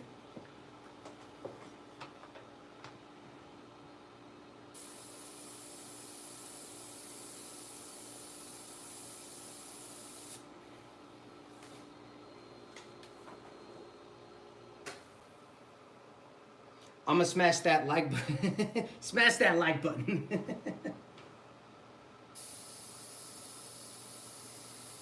Don't forget to like and subscribe. And smash that like button, fam.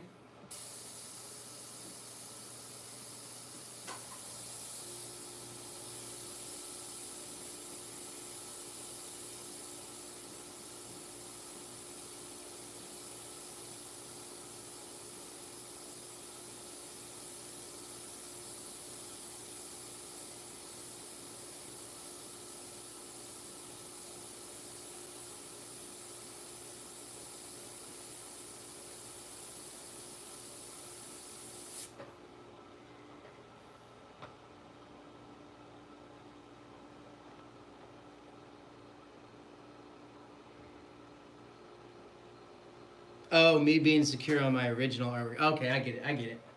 I get it. It's a compliment. Thank you.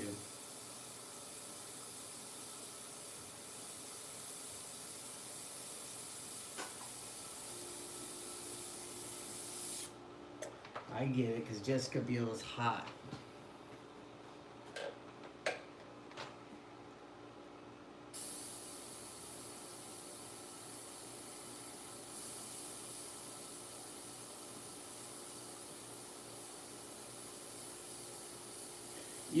You'd be surprised how insecure I can get. Like the better I got with painting, the more insecure I got about it because people would pick me apart. Like so I was doing all this like really like photorealistic stuff, this hyper detailed stuff. And to me that became easy over time. And so I started doing some like creative stuff where I was just kind of goofing off, and you know, it was way more difficult for me than the realistic stuff. And people would say things like, "I wish you would do more of that." They basically would hurt my feelings because they would say things like, and I guess I'm easily hurt like that, where they would say things like, "I wish you would do more the realism," and it would like, you know, so you don't like my fantasy stuff, like, you know, it would hurt. I mean, I'm over it now, but when I was younger, like I definitely took a lot of offense.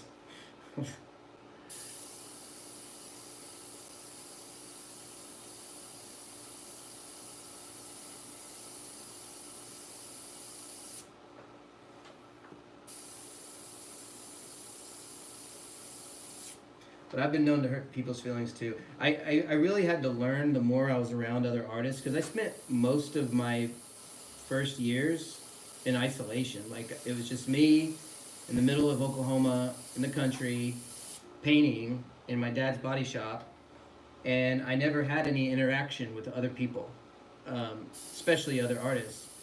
And so when I started going to SEMA and things like that, I guess I always the kind of person, like, I just speak my mind. I don't really think about it too much. I just talk, and then I don't realize that I'm saying something that might offend someone.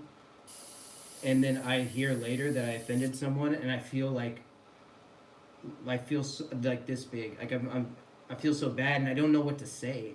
Like, I don't know how to go and fix the situation and tell somebody, like, "I'm so sorry. I didn't know it. You know, I didn't understand that I was being offensive." And I had to learn over time how to speak in a way that wasn't upsetting anyone. But you'd be surprised how many people will get upset, and I'm super self-conscious about it. Like, I don't. I'm actually a nice person. I think so, anyway. I think I am, and to hear that somebody thinks I'm, you know, not that, then I'd feel really butthurt about it, and I'd be like, ah, and then I would like lose sleep. and wonder, how do I fix that interaction? And it reminds me of some of my favorite artists that I've met. Sometimes my first meeting with them was not good. And that's the takeaway that I took from it. Like, I would come home and I would say, like, oh, I met this person. I was like, and they were kind of a prick. Not knowing that I just caught them in a moment of frustration, and they're not a prick by nature. They were just, in that moment that I saw them, they were upset. And so it made me like realize that sometimes when I'm out in public, people are only seeing me for a brief moment.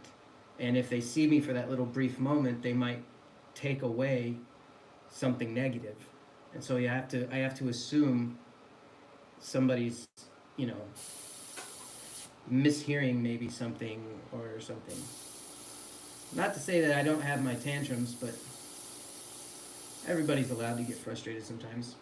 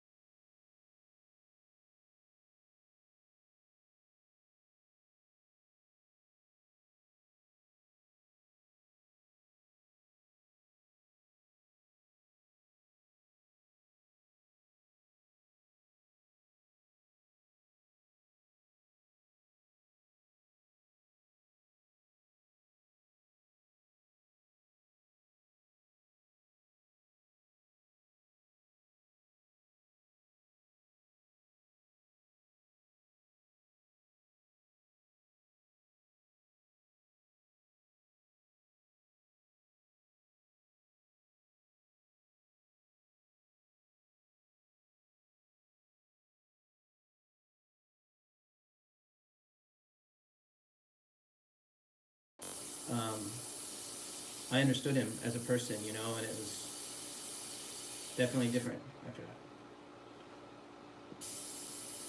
That's why I try not to judge people right out of the gate. I try to anyway. Like, I don't want to take away my first instinct. I want to give everyone the benefit of a doubt. Sometimes to a fault, you know. Sometimes I ended up giving the wrong person the benefit of the doubt, but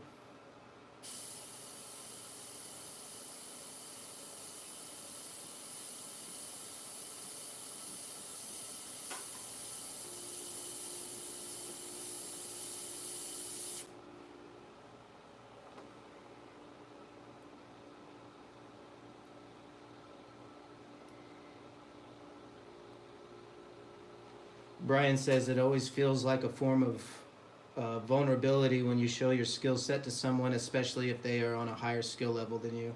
Yeah, it is. It's extremely vulnerable. And I feel bad even when, like, so sometimes I have, and I do this a lot, and so if you've ever been one of my students and I've done this, I just want to apologize. But I get to talking freely, you know, and I start hanging out because, and I say things that are sometimes offensive, and I don't realize that this student or this person who's listening to me, I don't even realize. I don't know that I'm making that effect. And once I figure it out, then I don't know how to get out of it. Like I almost feel stunned. Like I'm like, oh shoot, I don't know how to get out of it. So I almost make it worse by trying to like overcompensate for it. And I've definitely gotten better about it over the years. Because I'm just goofing off, and I guess I grew up in a place that was kind of rough. I mean, not like rough, like inner city rough or anything like that. It's just like I grew up with a bunch of rednecks in the country and a bunch of like beer drinking, shit talking dudes, and picking on each other all the time. So when I get to doing it in public, I don't realize that not everybody's having a good time.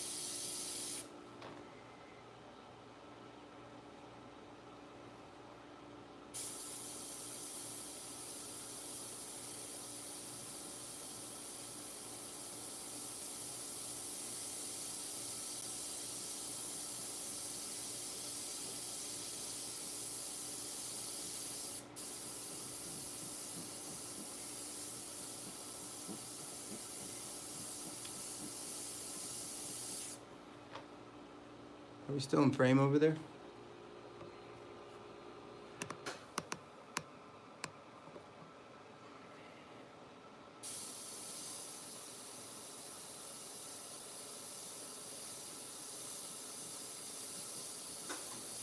Alright, well, I'm gonna assume Faith is pretty close to getting dinner done. So I'm gonna go ahead and call this a night. If you guys want, I'll just keep streaming while I work on this. So I did have full intentions on finishing it, but I'm not anywhere near. I'm just kind of nerding out. So I'll just keep streaming from time to time, and I'll give you guys notifications when I do, if you want to keep up with me working on this painting. And eventually I'll be done. And yeah. So thank you guys for coming in, and we'll see you later.